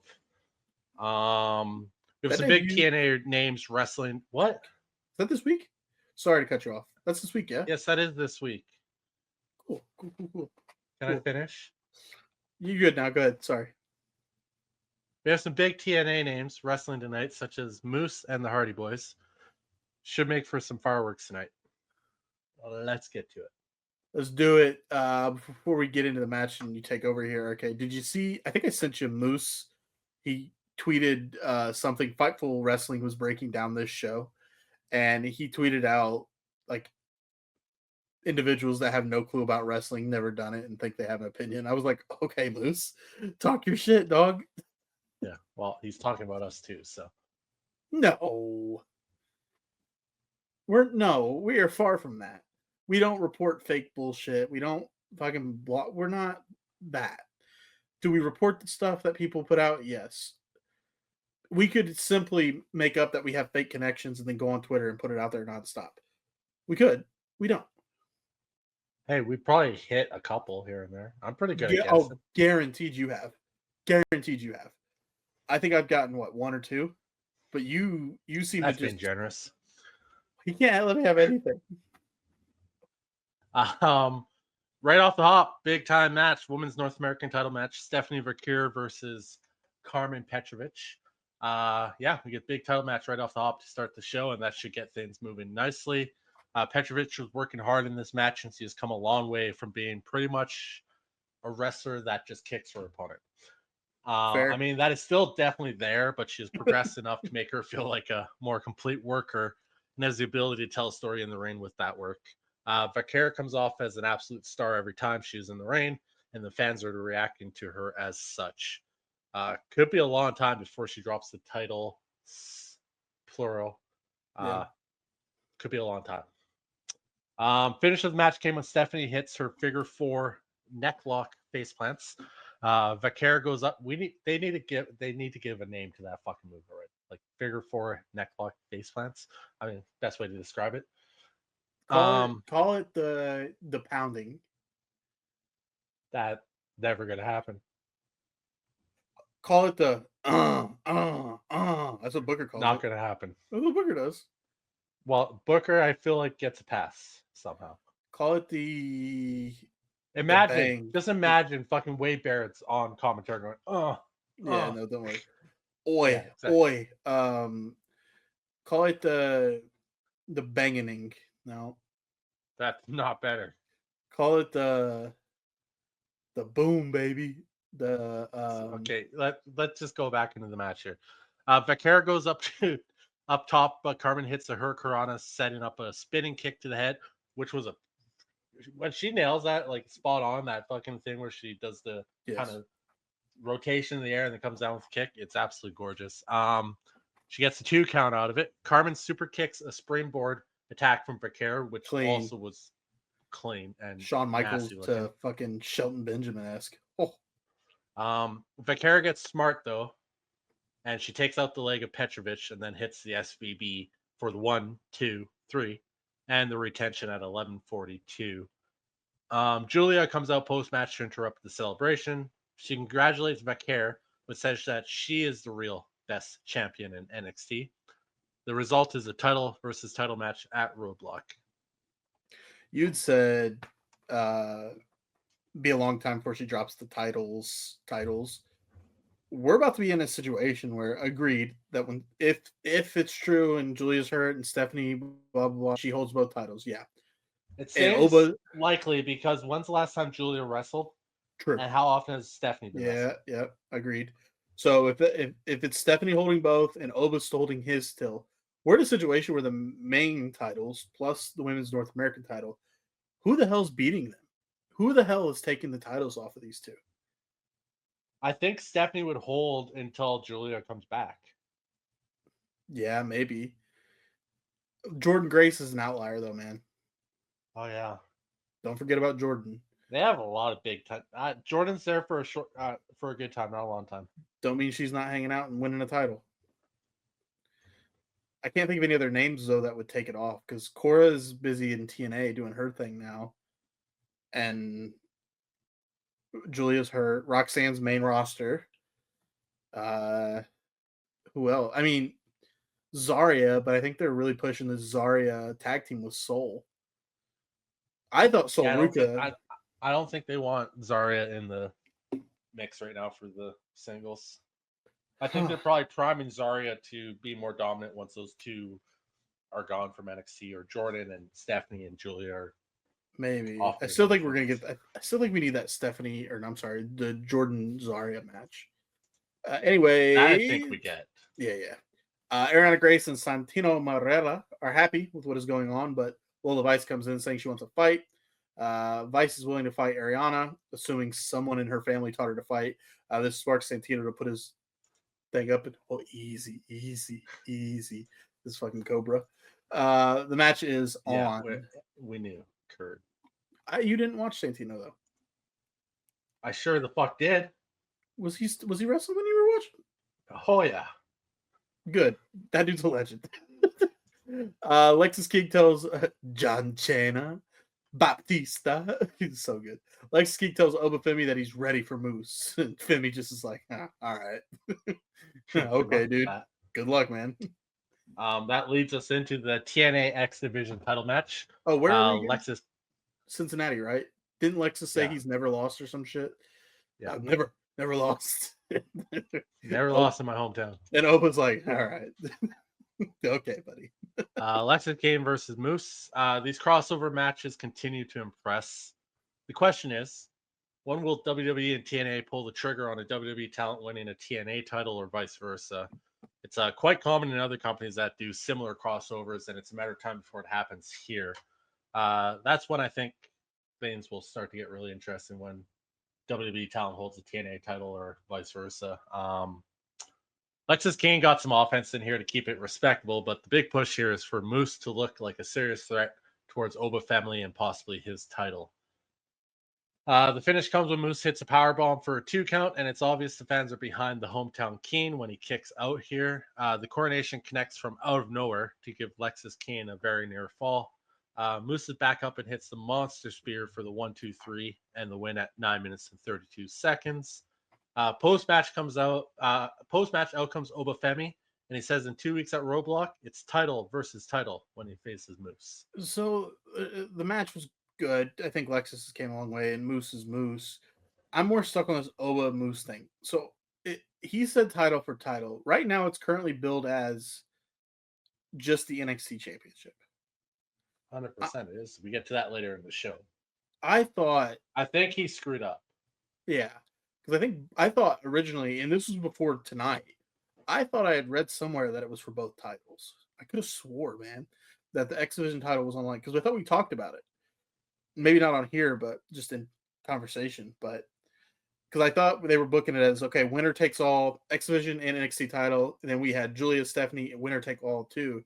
But I guess not. I guess it's just for the NXT title, because according to SmackDown Hotel, it's billed as NXT Championship Titan versus Titan now. Oba Femi versus Moose. Maybe you read Titan versus Titan and just went to title versus title. Maybe Oba did too. Me and Oba on the same wavelength. Sean Spears. He's talking about how he is transforming people, such as Brooks Jensen, Nico Vance, and Izzy Dame. They're the new family running NXT, and next week it's time to take the North American title. Yeah, I like this. I like this vignette. Sean Spears. He's fantastic, man. Jada Parker and Kalani Jordan shown getting in an argument that was recorded by Ariana Grace. Who, watching it back, I watched it a couple times because I saw it before the show went live. Ariana's like face. She's like instigating it, honestly, with her eyes. She's like talking to Kalani, and she's like, "So what about Jada, huh?" And they start arguing, and Ariana's like, "Ooh, ooh, look at him go." Yeah, you kids love drama. Oh yeah, we love it. So here comes Jordan Grace. She says from the moment she first set foot in the WWE ring, she knew she belonged here. To be fair, we all agree with you, Jordan. When you showed up at the Rumble, we knew. Now it is time for, and I mean the Rumble last year. It's time for her to become a champion, and it is a matter of time before she is facing either Stephanie or Julia. Roxanne comes out to interrupt, saying she knows everyone wants to be a part of the best women's division in wrestling, the division that she runs. I find it weird that they're keeping Roxanne still here doing stuff, because I get it, but like you're leaving a back door open. Yeah. Grace says if this is Perez's division, where's your title? Perez threatens to win the women's title at WrestleMania and then come back to win the NXT women's title again. Grace brings up that saying about having a plan until you know, and she hits Roxanne in the face. Putting Grace against someone who seems to be moving up to the main roster is I agree. Smart way to start her off. Jordan went on X and she said, "That's the last time I try and get in a scuffle wearing the articles of clothing I'm wearing." 2 weeks in a row, she's been on X talking about how she almost had the girls pop out from her wardrobes because she's gotten in scuffles from her wardrobe she's been wearing. And then like Naomi commented underneath one of them was like, "You're fine. Keep doing it." I've had her. Trick Williams, Javon Evans, they talk about what they book. This was weird. Trick and Javon's just trying to be nice, comes up to Trick and talks about, "Hey, we're on the same thing," but Trick's not impressed. Things are about to get physical between the two, between Javon and Trick, surprisingly. Trick's kind of a dick right now. Ricky Saints comes in to introduce himself. Trick gives him a fist bump and then leaves. And then Ricky's like, "Why is everybody so angry around here?" He's learning. Shit. He's learning. Ricky is. I've already seen Ricky is fantastic on the mic. His charisma is out of the world. We get to the main event. Yeah, I think that was a bad showing from him. It was good and it wasn't. It had its ups and downs. But yeah, Jada Parker, she's annoyed at Kalani, and while there might be a him in WWE, Jordan is not the her in NXT. Jada is getting a feel for her promos, and yeah, they're working well here. that was fantastic. Shout out Carmelo there. If you don't know, Carmelo and Kalani are together in the real world. It's a shoot, brother. It's a shoot and shoot. Third match of the night. Probably the match everyone was looking forward to tonight. Just because of the return of the Hardy Boys. Yeah. And No Quarter Catch Crew versus the Hardy Boys. Match itself here was decent enough. The Hardys are old men, but they still can go. Unfortunately, we all knew there was no chance the Hardys were losing this match. I'm not saying that's a bad thing, as this was all about the Hardy Boys being back in action in the WWE universe. They're living legends, and no bad can come from having them back in the mix on a show like this. The finish came when Fraxian comes out to watch a match from the entrance ramp. Jeff hits a whisper in the wind to take out Tavian, and Matt hits the plot twist to get a 2 count on Miles. Back up, and Matt hits a classic twist of fate, followed by a classic Jeff Hardy Swanton bomb for the 1, 2, 3, and the win at 11-11. Post match, Fraxium gets in the ring to show respect to the Hardys, with Fraser saying they're the best team in the world today and are standing across from the best team ever. Jeff cuts to the chase and issues the challenge, and out comes Santino Marella to his old WWE music. And the match is on for Roadblock with the TNA Tag Team titles on the line. Roadblock shaping up to be a big deal. Big deal. Go follow Miles Bourne on Twitter. That's all I'm gonna say. One of his tweets after this match, everybody was like, "Oh my god, he's literally Randy Orton." He said, "Bro, I'm not Randy Orton. He hears voices. I don't hear shit." Facts. All right. Fair enough. The D'Angelo family. The crowd, I think it was fun of the fact the crowd was chanting, "You're not Randy" or something. Yeah, they were. The D'Angelo family has a meeting, and D'Angelo is proud of Stacks for trying, even if he came up short. Tony's banged up, but he has to deal with Shawn Spears next week. Seriously, what is wrong with a wrestler idolizing somebody and taking on aspects of them? R-Truth's childhood hero is John Cena. He's been doing it for years. That's a comedy bit. But he does do his moves in the ring. He does do his exact moves in the ring. I'm just waiting for Miles to hit a fucking RKO. Somebody said, "Who's the third man now with the Rock Cena thing?" I'm like, R-Truth. Do it. Put him in there. It'd be comedy gold. Zarya and Stolruka are in the trainer's room. Piper Nevin comes in, clears the room. Clear. Chelsea Green is here. Green comes in and isn't impressed with a tag match being made for next week because Piper agreed to it. Green's like, wait, what did I just agree to? Piper, we have a match next week. Well, that was stupid. Piper was incredible in this. Piper is fucking killing it in the last month. She's She's taking on a whole new fucking like aura, I fucking forget. charisma when she took on this Secret Service role. She's I been fantastic. forget what she called Soul, but she called Zarya Mad Max, and I laughed pretty clear about that one. That was a good one. Calm down, Mad Max. I was like, Jesus, all right, yeah, good stuff. Yeah, that brings us into our fourth match of the night: Ariana Grace versus Lola Vice. Squash match alert. Just get that out of the way. It's good to see Ariana back in the NXT ring. I do. She's a great Canadian girl. Got to tell you, we build them different up here. But yeah, that's about all here.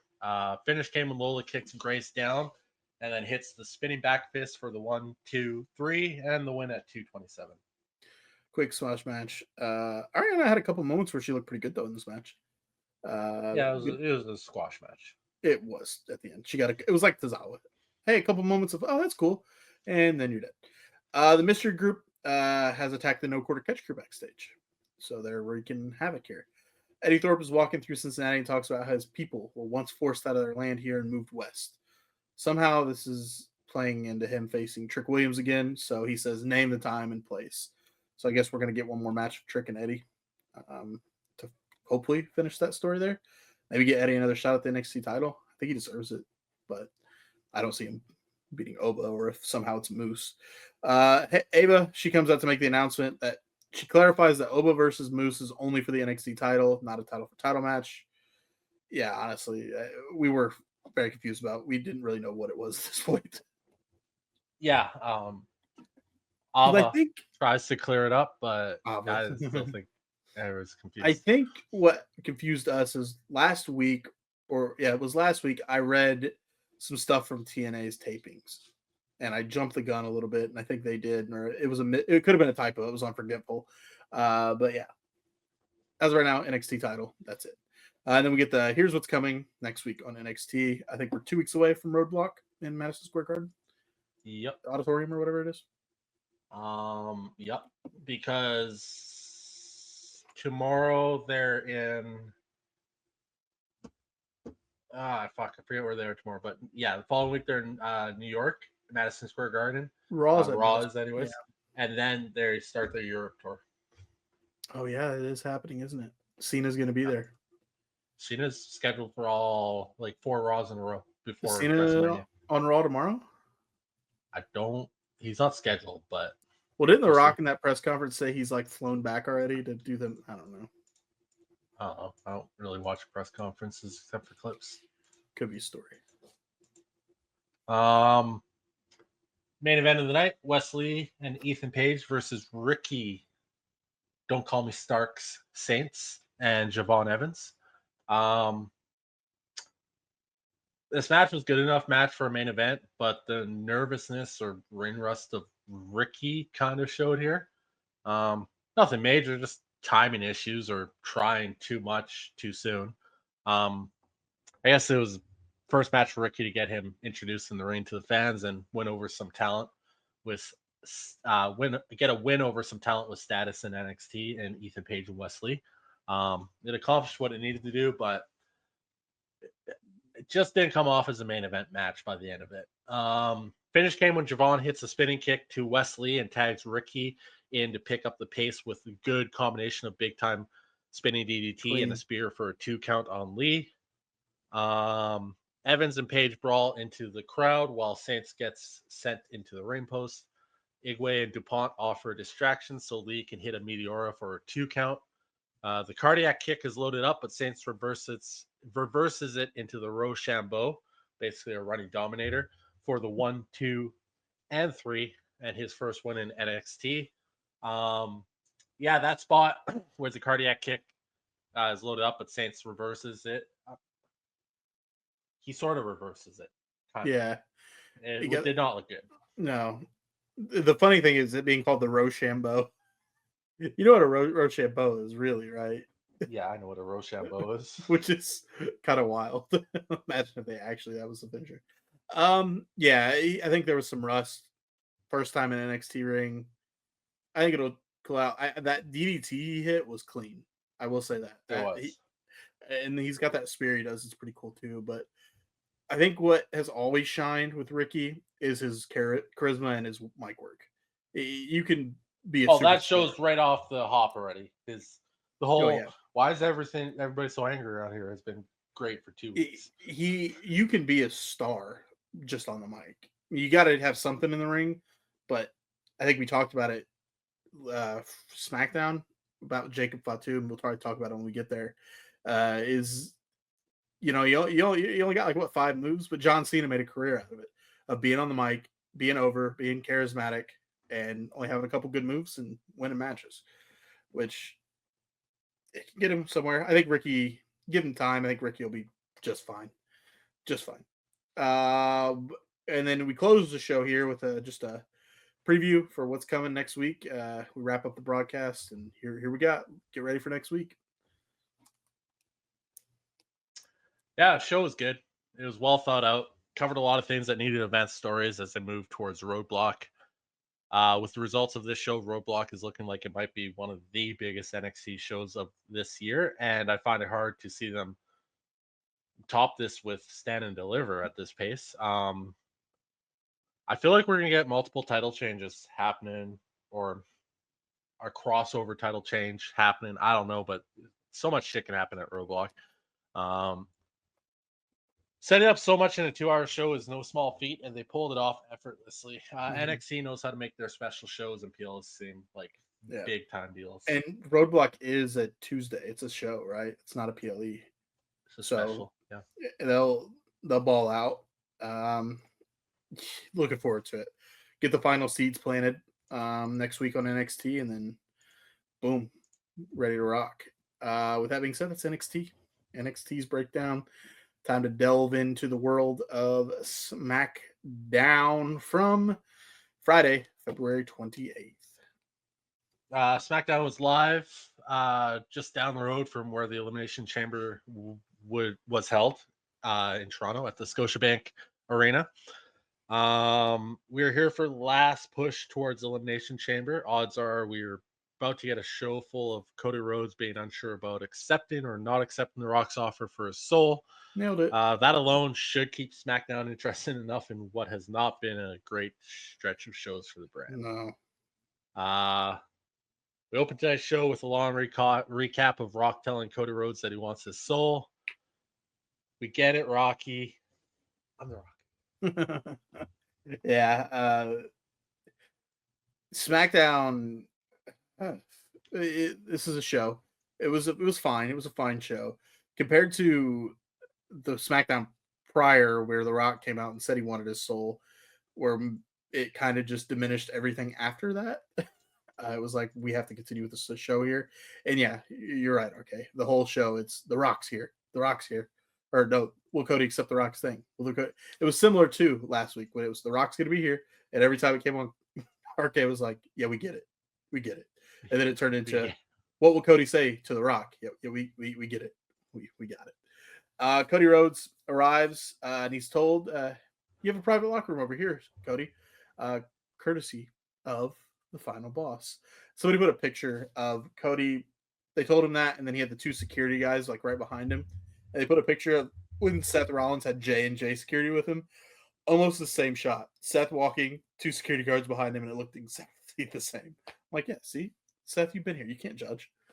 Trish Stratus comes out in a Maple Leafs jersey, get things going. Just in case the fans didn't love her enough, she gets rather emotional at the "Thank You Trish" chants. Then she says, "It's the jersey, isn't it?" Trish asks what year it was when we have Lillian Garcia introducing her. The Rock's back, and she's wrestling in Toronto. She talks about how it's a generational thing because the dad of a young girl in the front row probably had a poster of her on the wall. And he even he did this. He's like, yeah, it was that. She's like, yeah, probably the one where I was crawling, which I know which one he's talking about, actually. Tomorrow will be the first time her kids will see her wrestle live. And here's her partner, Tiffany Stratton, also in a Leafs jersey. They declare it Trishy time, and they take the jerseys off and throw them in the crowd. Chelsea and Piper, dressed as the Mountie, Piper is, to interrupt with, Chelsea, didn't she have on, split USA Canada gear, I think, was what she was rocking. Look cool. You think? We just watched it 2 days ago. Short-term memory, bro. Green talking about how honored she is to represent the better country of America. Stratton makes a challenge, and Stratus thinks it's a good idea to get a referee out here right now. Chelsea does not want a referee out here right now. Chelsea But does not think that's a great idea. Nicholas, don't you do it? the referee runs in, and she's like, "You son of a bitch, why are you here?" She's pissed. And that leads us into our first match tonight: Chelsea Green versus Tiffany Stratton. Not really sure why this needed to be a match. Could have pulled off the same result with a larger segment instead of what we got, but here we are. At least they went with the DQ finish instead of pinning one of your two champions on a throwaway SmackDown. This is probably the first show where we have Tiffany in the clear-cut hero babyface role, and that usually warrants a win in the first match as that role, but we are probably most likely to get that at the Elimination Chamber. We do. Foreshadowing. Finish came when Chelsea hits a Rough Rider on Stratton for a 2 count. Stratton hits a quick drop kick and goes for the prettiest moonsault ever, but Niven breaks up the attempt. Stratton attacks back only for Candice LeRae and Nia Jax to jump Trish Stratus and then pull Stratton to the floor for the DQ at 3 minutes and 13 seconds shown on TV.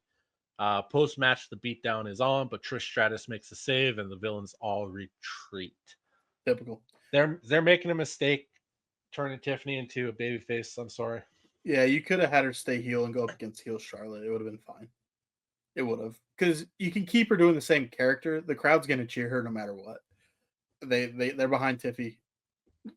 You can the Tiffy time thing's over, and they cheer her. Like Tiffany Stratton is like a walking version of Mean Girls.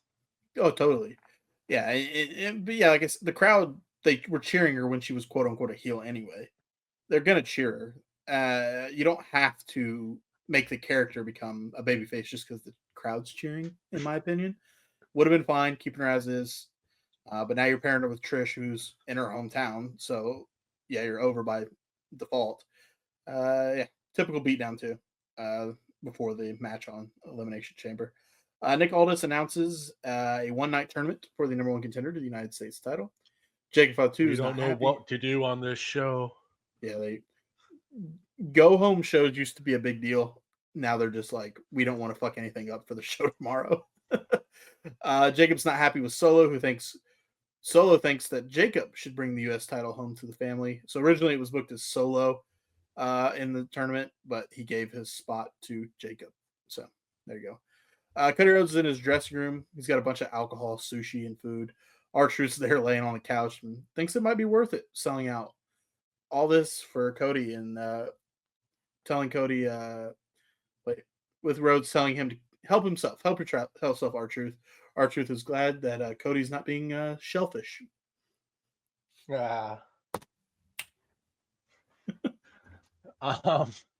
Second match tonight, U.S. title number one contender qualifying match: Jacob Fatu versus Andrade. I glanced quickly at the notes and it says Jacob Fatu versus Andrade. Why did I just think it said Andre? And I was like, fucking Andre the Giant? I'm dumb. Been dead for a while. This is a match where you're seeing two opponents that you wouldn't really expect to see wrestle each other, and not shockingly, it went really well. Andrade showed up for this match and showed why he should be getting a lot more screen time. Yes, he's really good at wrestling. Yes, man. Unpopular opinion, maybe, but is Jacob Fatu super over because of his aura? Because let's be honest, he has like 4 moves. Not saying that like it's a bad thing, just an observation, because Fatu is in fact over as shit with the fans. Yes. Fatu gets a good rub here and beating an established opponent in Andrade, where he didn't just squash him and had to work for the win here. Finish came when with Andrade hits his top rope moonsault backflip into a standing moonsault for a 2 count on Fatu. This is awesome chance erupts as Andrade attempts a sunset flip only for Fatu to sit out on it and hit his impaler DDT. The triple rope moonsault gives Fatu the 1, 2, 3 for the win at 8:22. Yeah, we talked about this during the show. Is he just over because you hand him a mic and he talks his shit? He's got the aura around him. Maybe, man. He does only have like 4 moves. They hit. I'm sorry, but as soon as I said that before the match, and then we're watching the match, and you're like, "Ah, fuck." Totally, and we're counting like, "Oh, there's 4," and then it was like, "Oh, maybe it's 5," but everybody does that, so yeah, it's 4. I mean, the moves he does them really well. They're clean and they look devastating, but yeah, maybe But we said it. John Cena made a whole career of it. So Hey, if he pulls out a whisper in the USO, I'm only on PLEs he'll pull out cool stuff. Just keep it that way. We get a recap of the Street Profits being violent and aggressive as of late. I don't know if they're technically listed as quote unquote heels or baby faces. They're tweeners, I think is fair to say here. But I love every second of the Street Profits right now. Earlier in the show, the Profits refused to apologize to Legato, and all this had to break all that up. And I think that sets up the next match here. Yeah, third match of the night: Los Garza versus the Street Profits, or not, as Yeah. DIY, Pretty Deadly, and the Motor City Machine Guns all run in for a big brawl. So call the match a no contest. Never even rang the bell. And what pissed me off is I was actually looking forward to it because Los Garza are great in the ring. Street Profits are great in the ring. I was like, damn, this match could cook tonight. No match. Everybody's fighting everybody. Hey, they've also been El Hijo wrestlers. I think Angel was El Hijo de Ninja. Angel? Ninja. Okay. Oh, and yeah, the other one was El Hijo de something. But yeah, they've been El Hijos as well. I guess it's a thing. Drew, he comes up to Cody and talks about how they would do anything to get to the top. Cody has a chance to jump up there, and Drew looks forward to finding out that Cody sold out a long time ago. I was like, what the fuck is he talking about? Well, you may never know. I want to see. Did I send this to you? Drew posted a picture after the chamber called, see if you can see it a little bit. It's Tomorrow Ishii, and he says Cena the hypocrite, Travis Scott existing, and another roll up, and it's Tomorrow Ishii saying, "I'm a sad man, write about whatever you want." Drew's Twitter game is the best, and he's just the best. This right here proves it. We're getting a video of John Cena going to the chamber, and you hear Drew coming to the arena saying, "Cut it off. If you don't cut it off, Lee, I'm going to come back there to the production truck and beat the fuck out of you." That's basically what he said. Drew says Cena is going to become a hypocrite, just like he did when he decided he was in the Elimination Chamber. He sits on the announcer's table, cross-legged, and says he would be interested in seeing what 2010 Cena would think of today's Cena. First up, Cena would make a bad joke about the bald spot that needs its own zip code. But before he continued going in on Cena, Damien comes out to interrupt. Priest says, "Our truth makes more sense than you do, dude." Drew says he was screwed over last year, including at WrestleMania. The reality is that Drew won the world title, but was so obsessed with CM Punk that Priest was able to cash in Money in the Bank. Drew, set in the cross-legged Punk style, says, "I'm not obsessed with CM Punk." Damien's like, "Fucking look at you right now, dude. You're literally sitting like CM Punk." Damien's ready to fight Drew here, but he says, "Nah, I'm ready to beat you up at Elimination Chamber." It reminds Drew that he dropped him last time they were here. Drew is ready to let Priest try to do it again right here, right now, but Seth Rollins comes out to interrupt, of course. Seth talks about how this place was looking fun, so he had to come in and join the party. He blames Drew's terrible Money in the Bank cash-in for not winning the World Heavyweight title last year, and then he gets in Damien's face. CM Punk comes out saying that Rollins, by the way, just to sum this up, here's all the Elimination Chamber people. The match is tomorrow. Says that Seth looks like an oven mitt. Pretty close. And he'll handle Rollins tomorrow night. He doesn't have any issue with Damien, but he's ready to take him out in the chamber. That leaves the other guy who's obsessed with him, but Punk is obsessed with going to WrestleMania. Someone asked him if he'd be willing to sell his soul to get to the top, and they're all dealing with just serious Punk tomorrow. Punk then calls out Cena for having his retirement tour and not showing up at all, but the other three say they're ready to take him out. Drew will just complain on the internet if he loses, and Cena's music hits. Like, oh shit, here we go. Here comes Cena. Nope, Logan Paul pulling out the biggest troll job. Shawn Michaels-esque. It reminded me of Shawn when he came out to Bret Hart's, or no, he was in the ring, didn't he? And then he had him play Bret Hart's music. Were they in Canada when he did that too? You're all over the place now, yeah. Sorry, it just reminded me of that when it happened. But yeah, Logan comes up, makes it clear that Cena doesn't care about Canada before mocking Seth, who was dressed like he lost a bet. There's Priest standing in the ring, but he's still the answer to WWE's prayers. Yeah. Logan says he's the man now. Calls out Punk, who chases him away. There was a lot there of building toward the chamber. I hate you. You hate me. Let's troll you with Cena actually being here. He's not. And then we get to the kickoff show that happened before SmackDown, where a bunch of women just brawled. All the women in the chamber match. Breathe. Yeah, and match 4, U.S. title, #1 contender qualifying match, LA Knight versus Santos Escobar. Good little back and forth match here. Escobar is another example of a wrestler who can work well with almost anyone in the ring, and he helps Knight look good in his quest to get a rematch against Shinsuke Nakamura.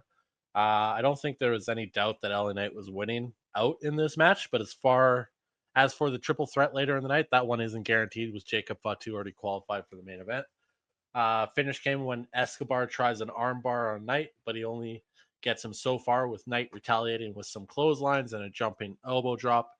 Knight misses a charge that sends him into the corner, setting up a big-time top rope hurricanrana from Santos. Santos goes back to the top rope, only to jump into a falling BFT to give Knight the 1-2-3 and the win at 11 minutes and 16 seconds. Yeah, the finish was really That was clean. That was super clean. Like a BFT out of nowhere, RKO out of nowhere. It was pretty cool. Sami Zayn comes out for a chat. He knows there's a long history between himself and KO. He wants Owens out here right now. They can say their final piece to each other, and that's it for tomorrow. We cut to, on the big screen, Kevin Owens is in an empty Rogers Center where he can talk about how they I thought he was in AEW for a second, to be honest. how they have never had a bigger match. Kevin promises to watch Sammy's family suffer after tomorrow because this is all Sammy's fault. Zayn says he is nervous, but it's because of what he will do to Kevin. Brings up the names of Kevin's parents and says it's on tomorrow. Owen says he'll see Sammy tomorrow to wrap it up. Yeah. Carmelo Hayes and The Miz are backstage. Melo's kind of going along with this awesome thing with Miz tag team. Seems like he's buying into it, but he says he doesn't need him tonight. Carmelo leaves. Cody comes in, and Miz asks him what he is going to do. Cody's not sure, but Miz talks about how Cody could be so much more in Hollywood if he takes The Rock's deal. Yeah. Well, I mean, The Miz definitely would take that deal in a heartbeat. Oh, yeah. Because Which he owes The Rock. He owes The Rock a WWE Championship. When The Rock came out and basically there was a count. You didn't watch this Mania probably. The main event was The Miz versus John Cena WWE Championship, and it ended in a count out. And The Rock came out because he was the host of WrestleMania, and he said, "No, we're finishing this match. No rules, no disqualification. Finish the match." And then he cost Cena the title. That set up the twice in a lifetime between Cena and Rock. And yeah, The Miz owes The Rock his WWE Championship. Yeah, well, maybe not. Who knows? Yeah. Match fifth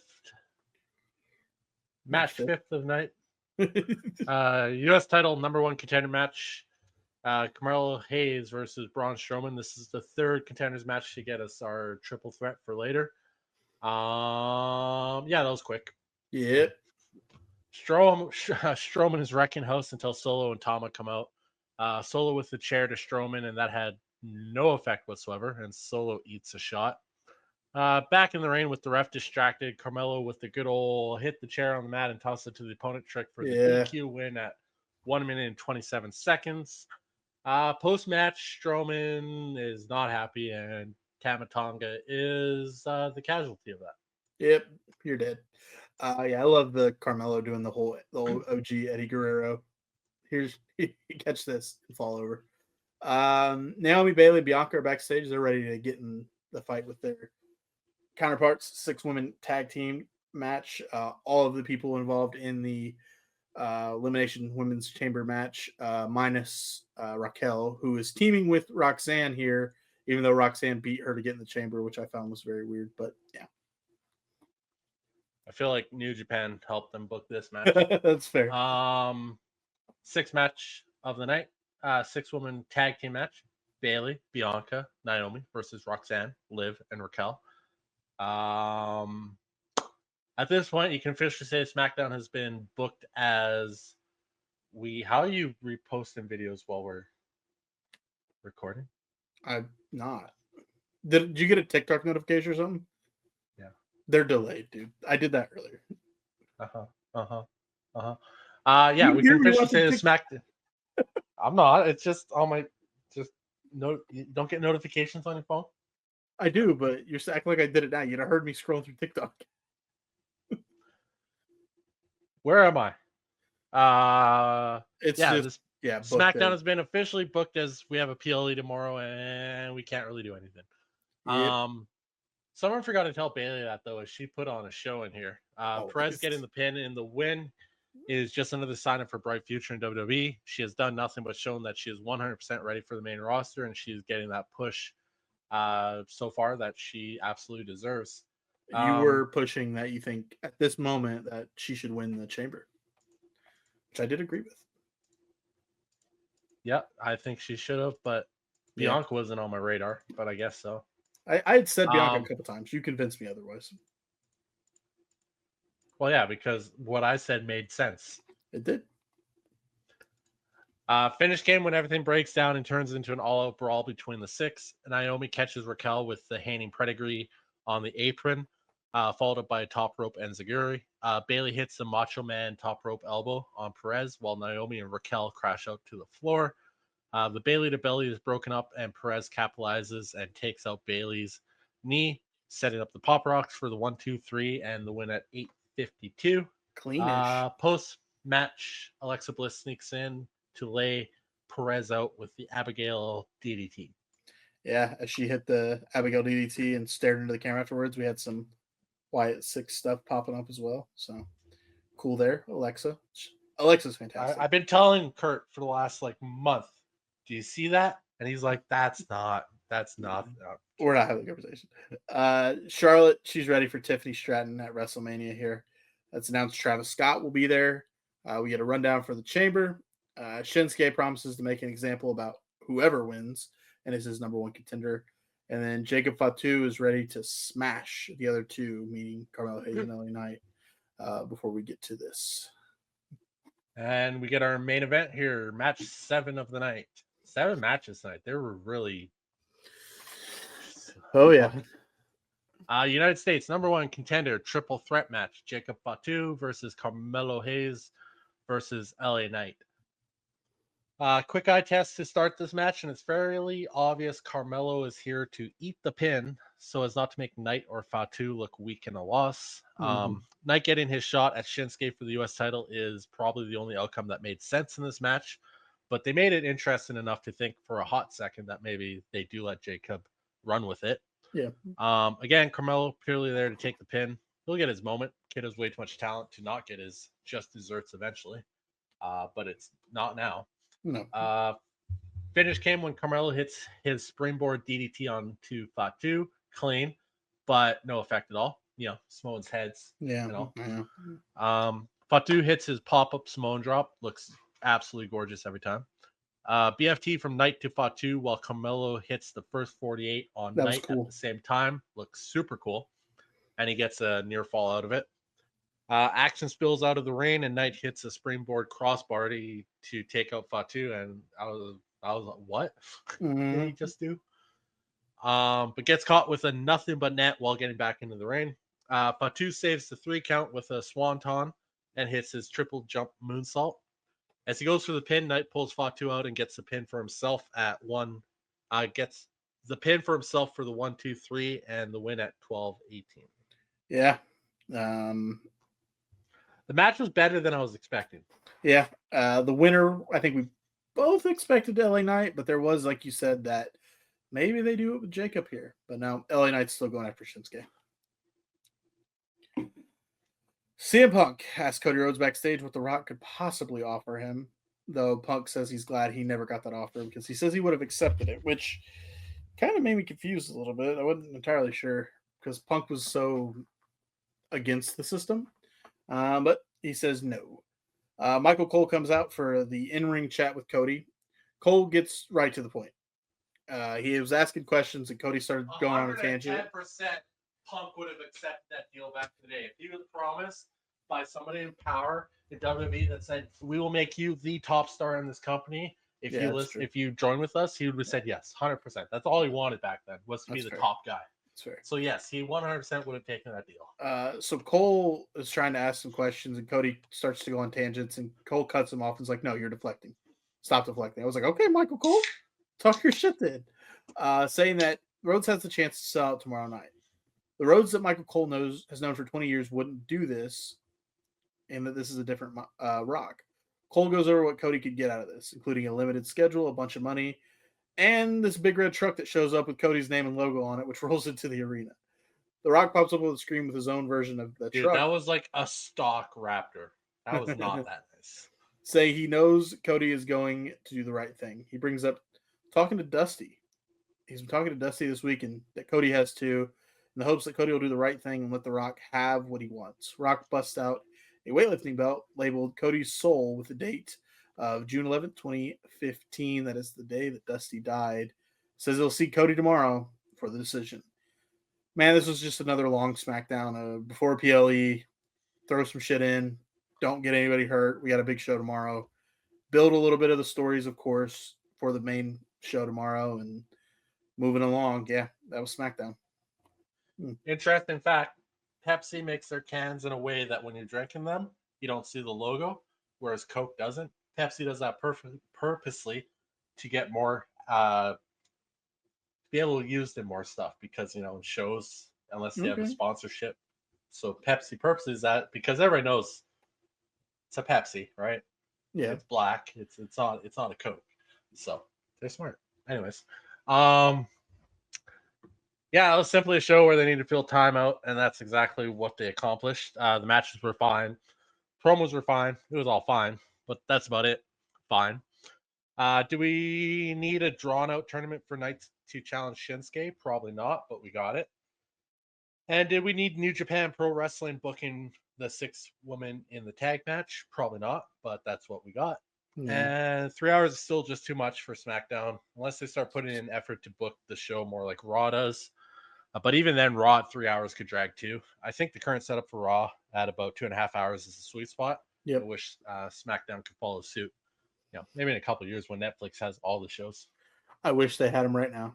I wish they had everything. I wish they had exclusively worldwide everything WWE on Netflix because it would make things so much better. Like trying to watch a PLE on Peacock in the States is a pain in the ass if you don't join immediately.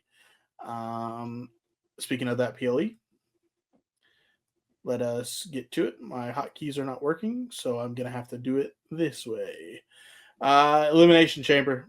It happened. It came, and this is from yesterday, March 1st. First day of the month. Whew. Let's do it, man. Whew. Hot. Yeah, Saturday, the day where we get the other 2 main title matches for WrestleMania sorted out. It was live from the Rogers Centre in Toronto, Ontario. Oh, Canada. They Yeah. I don't know why anybody would try to play the American national anthem in a Canadian stadium right now, but they did Fair. it. They did. They booed. Sami Zayn and Kevin Owens are ready to go to war, and Cody Rhodes might sell his soul. So let's get to it. They booed. And Pat McAfee was very unhappy on commentary about that as well. Yeah, well, we're not gonna. We're here for wrestling. We're here for wrestling. We have tribalism in countries now. Well, that's all the fault of one man. But let's go. As you should. I think it's the fault of multiple people. Incompetence around the world. The day has arrived, as RK said in the opening video. Looks at the chambers with a bigger focus on the men's match and John Cena in particular, of course. In addition, The Rock's trying to get Cody Rhodes to be his corporate champion exchange for his soul, the kind of high stakes action you expect from an Elimination Chamber PLE. Then the women's elimination chamber is up first, and the winner will face the winner of the. This is happening on Monday Night Raw. Io Sky, Rhea Ripley, who will be the women's world heavyweight champion. Who will face her, RK? Who will face? I think Rhea. I think it's gonna be Rhea. I'd be cool with a swerve. I don't know. That was good job. Very long. Abort. first match tonight, we do get the women's elimination chamber match. Liv Morgan is in at number 1 this year with Naomi in at number 2 to get us going.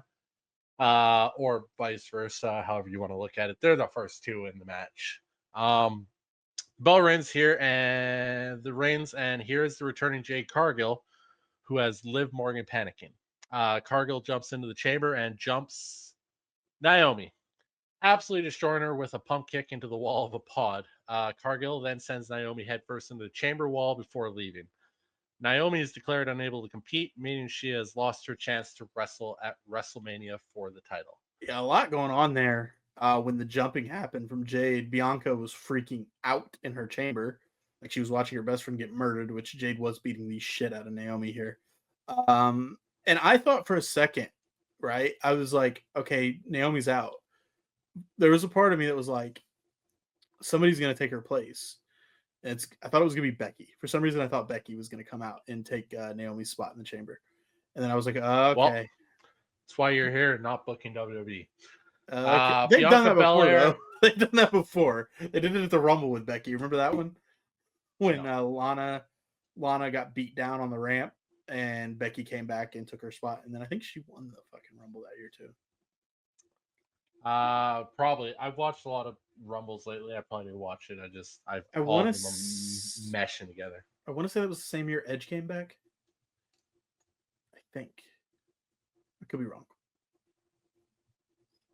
Yes. Carry on. You could be, or you might be right. Who knows? We'll never know. Well, we could know, but we're not going to know now. We might know later. Look it up. Bianca Belair was in at number 3. Roxanne Perez was in at number 4.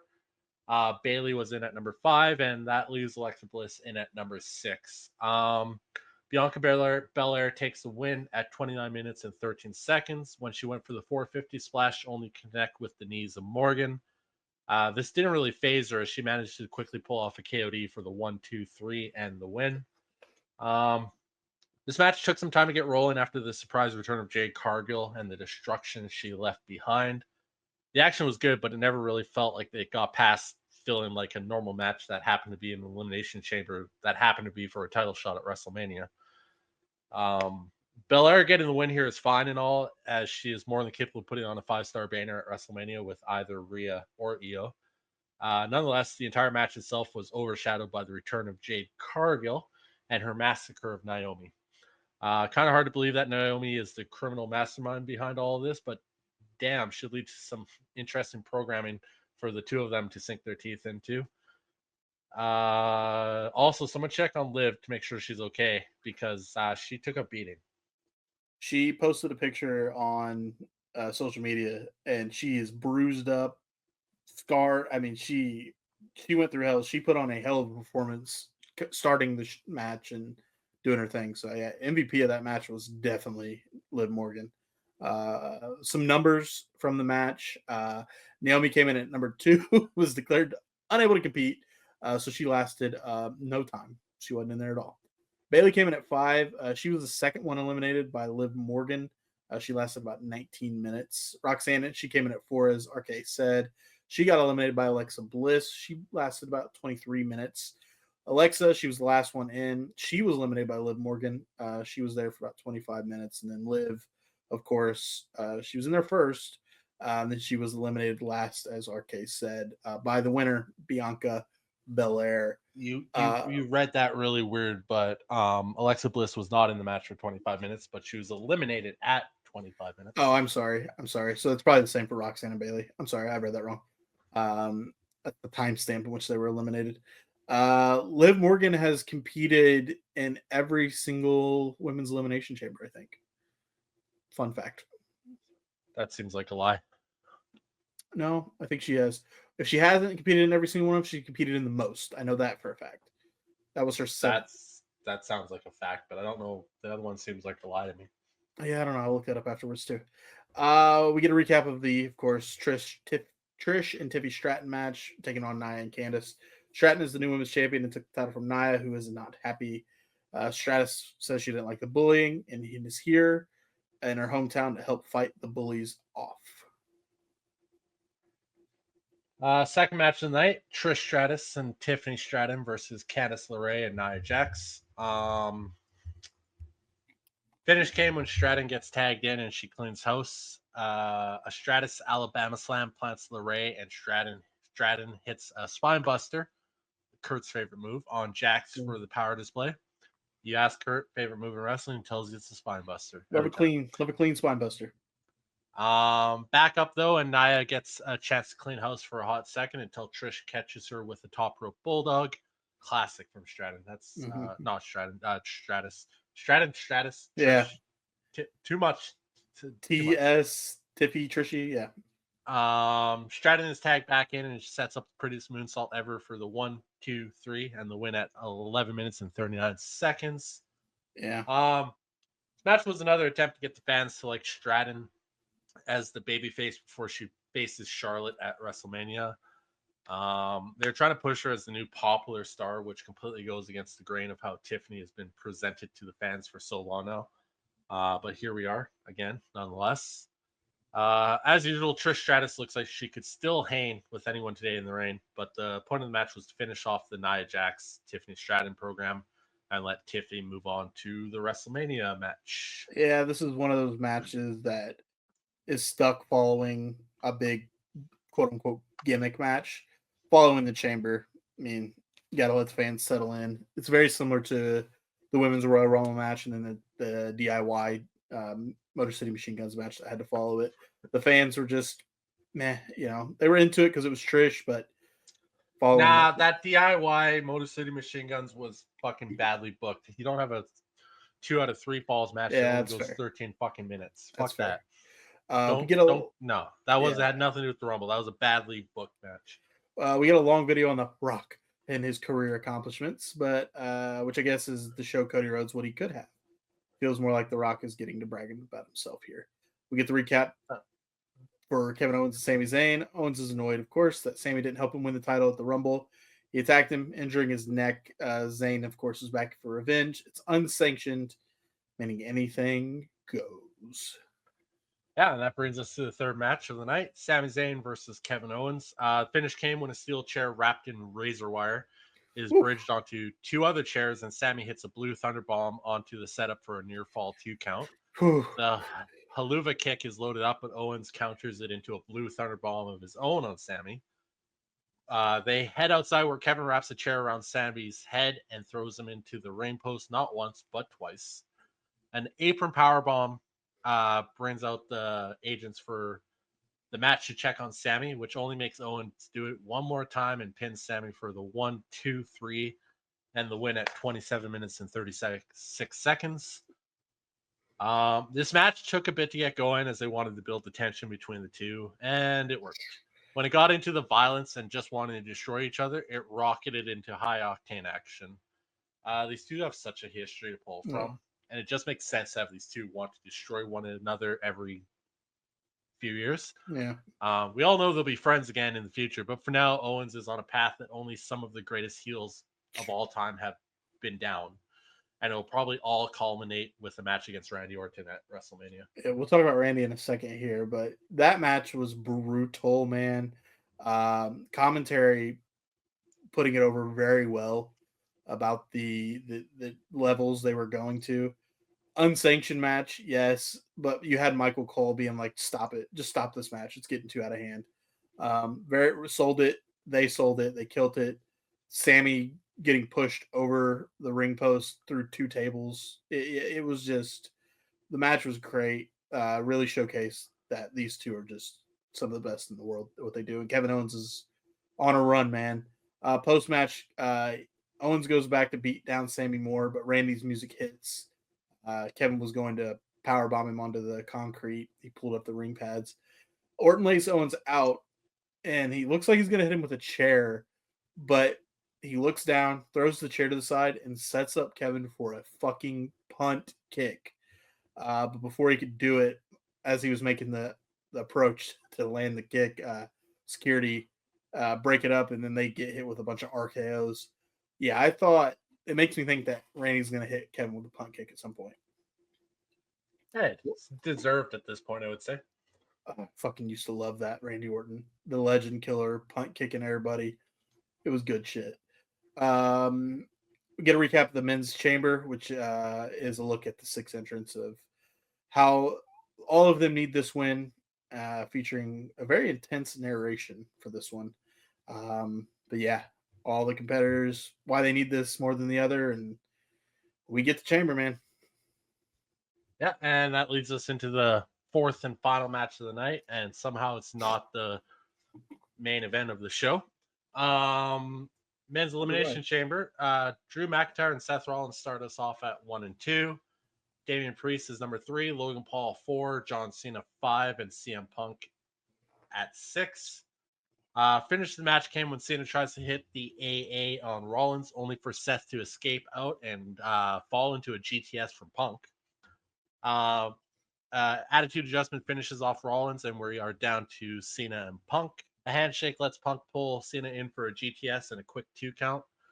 This was followed by an attitude adjustment from Cena for a 2 count of his own. Can I cut you off real quick before you finish? So they did the handshake thing twice, which, what the hell were you thinking, John? They shook hands once, or went to shake hands once earlier in the match, and then they hugged. And I was like, oh, I almost cried, by the way. And then Cena goes for the handshake again, and I'm like, what the fuck do you expect, John? What are you doing going for the handshake? You already tried this, and he gave you a hug, and now you think he's going to shake your hand again? Come on, bro. I was like, you've done this for 20 years. But he's a part-timer. You forget about shit. Pure babyface, man. Punk staggers up, but gets hit with a Rollins stomp onto the steel grating in a nice surprise spot. The STF goes on, and Punk is out cold to give Cena the win by technical submission at 32 minutes and 40 seconds. Yeah, John took advantage of that, by the way, which was not what John Cena would have done. He's desperate to get to WrestleMania. Seth did that. Yeah, Seth did that, and John was like, and then grabbed Punk, and I'm like, that's not the old Cena. Yeah. Once this match got down to John Cena versus CM Punk, this match really shined. Cena versus Punk is one of those rivalries that will always work because they are such opposites in so many ways that they naturally just work well together.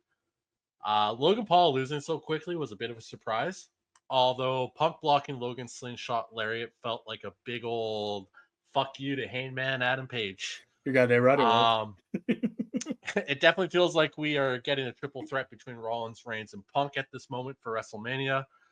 And also, after this, all I could think of was like, what the fuck favor is Paul Heyman giving CM Punk? I'm still waiting for that because that is the next big story that needs to get. We need to drop, man, and it could be. You're right. It could be leading to the triple threat between those three, or somehow Paul Heyman's favor with his pool, maybe because of the reaction that Cena and Punk got and will always get facing off. Maybe he's in this triple. Maybe he's in the world title match.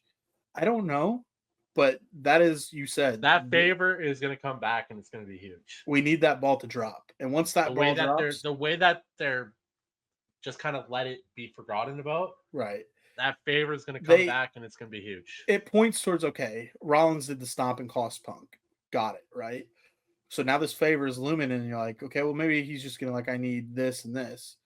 But we all thought that the favor had to have something to do with Roman, right? It's a big ball that's going to drop, and I almost wonder if they waited out till like the week of WrestleMania. And then Punk's like, it's going to they're going to, I believe they do, because they're trying to make people forget about it already. They haven't really brought it up lately in the last couple months. That's what they fucking not since Royal Rumble have they brought it up. So last month. We know. We sit here and we go, all right. That favor is going to come in. It's going to be huge, and it's going to be a shock. It's not going to be something simple. It's going to be a shock, and everyone's going to go, holy fuck. Yeah. One last main event title match at WrestleMania for Cena. Just feels right, though, doesn't it? It does. It does. I think we've said it all along. He should be in the main event of his final WrestleMania. It's fair. It's just how it goes. Some numbers real quick from that chamber match. Drew, he came in at 1, and he was actually the first one eliminated. Got rolled up by Damian Priest 13 minutes in. Damian, he was eliminated by Logan 14 minutes in. Yeah, and then you talked about it. Logan's elimination was kind of like, okay. He did hit a really cool frog splash at one point, but Yeah, the the blocking of the slingshot lariat did seem like a big hey fuck you. All right. Suck my dick out of Page. That's what that was. Seth, he gets eliminated fourth by Punk 30 minutes into this. Then Punk gets eliminated by Cena with the STF 32 minutes in. Cena, he wins the chamber. He's going to WrestleMania. Before he can really celebrate it, Cody Rhodes' music hits, and we get the stare down of Cena and Cody here.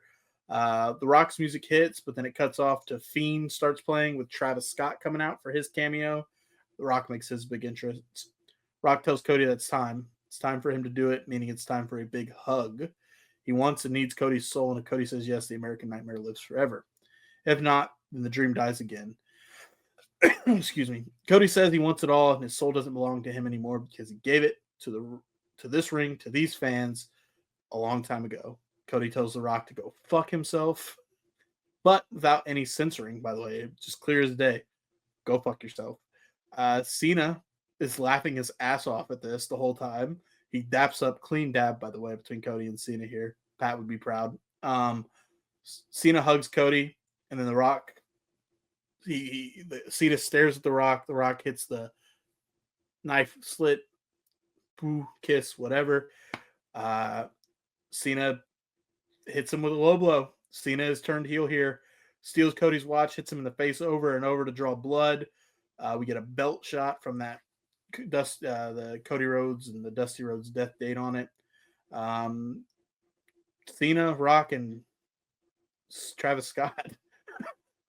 They beat the shit out of Cody, as we said. Scott got in a wild punch on Cody that he did not pull his punch there. They leave Cody a bloody mess. They pose at the ramp. And yeah, Elimination Chamber, it was a shock. It was a shock that after this long, Cena turned heel. But it makes sense now.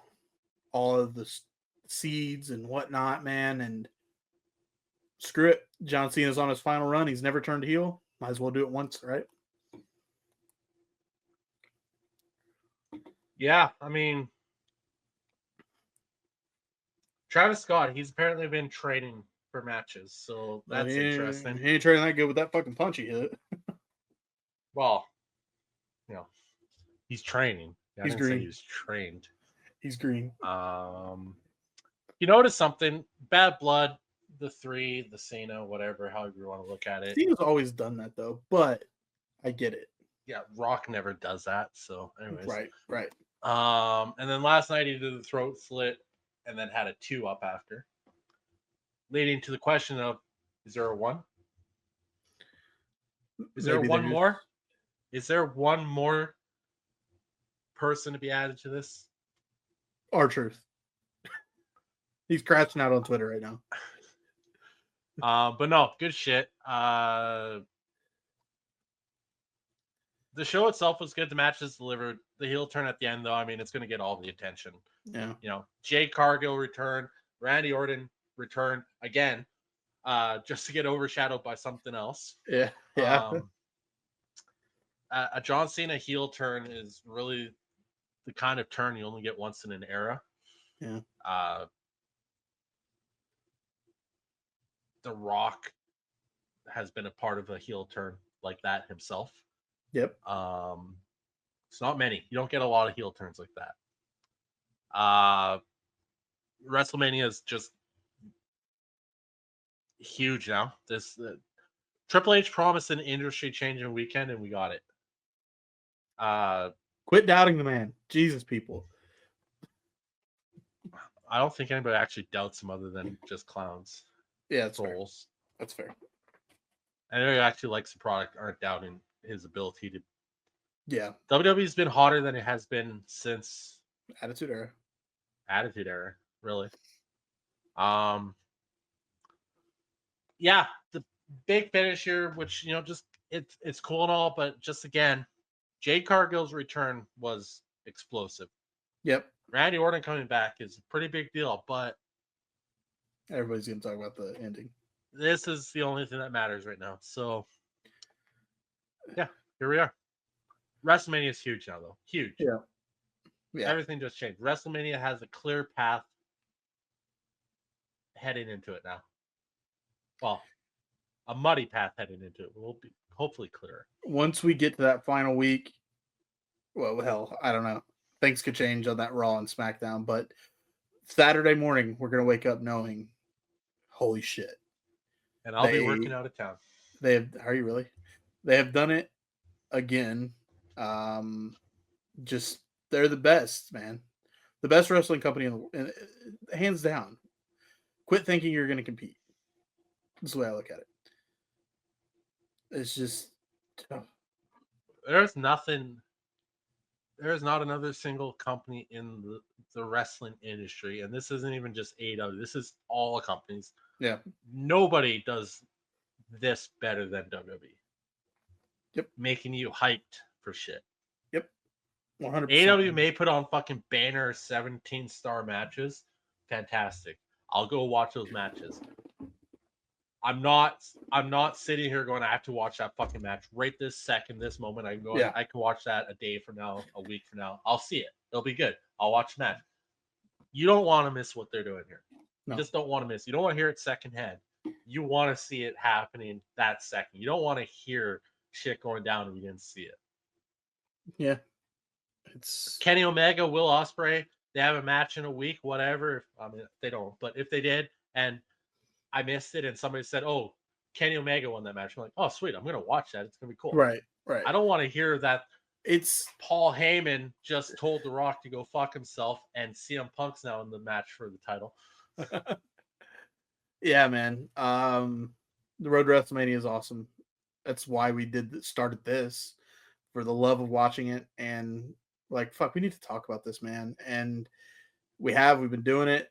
And I mean, even you talking about the fact that we would go, if Kenny Omega and Will Ospreay have a match, and somebody says Kenny won, okay, I want to watch that match.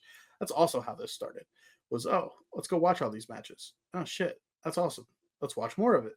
And then we realized through watching all this wrestling, WWE is the standard. Will always be the standard.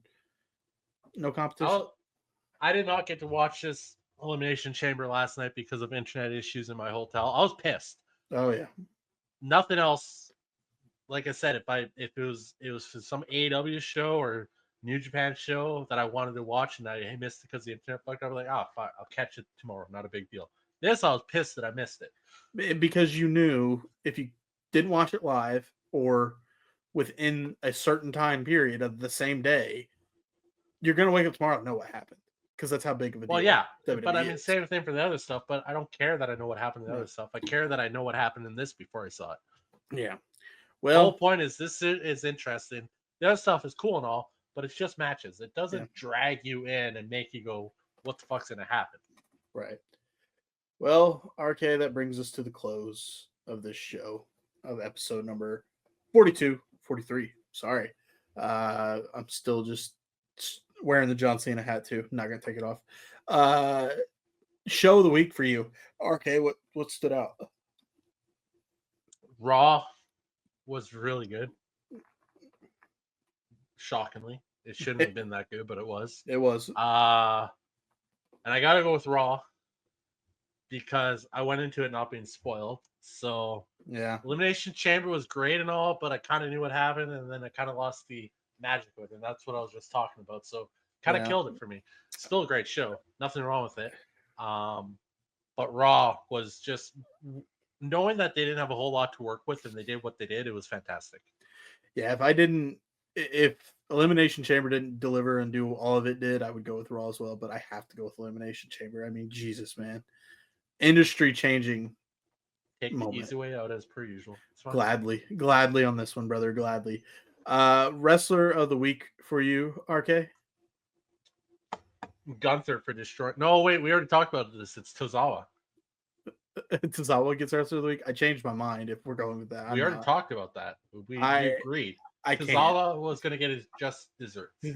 I can't. Liv Morgan's my wrestler of the week, bro. Okay. I thought you were going to go with something. I'm legit going to go with probably John Cena just because of the heel turn. Yeah, that's fair. I'm going with Liv because of the tag match on Monday Night Raw and the performance she had in the Chamber, man. She put on a good show. Hard not to pick Kevin Owens though, because Jesus Christ, man, that match was incredible. I like the Cena pick though. Fuck Because Kevin Owens, actually. I'm going Kevin Owens. You're that's right. fair. It's hard to not pick Kevin Owens. How did I not pick Kevin Owens? Kevin Owens. There you go. That's a wrap, everybody, from episode number 43 of Top Rope Renegades Presents This Week in Wrestling. We will be back next week with episode number 44, and maybe we're gonna have the fallout of Elimination Chamber to talk about from the weekly shows and the final build before Roadblock on NXT. See what TNA is up to, maybe, and all that good stuff. That being said, though, I am Kurt. That is RK. We are the Top Rope Renegades, and we will talk to you guys next week.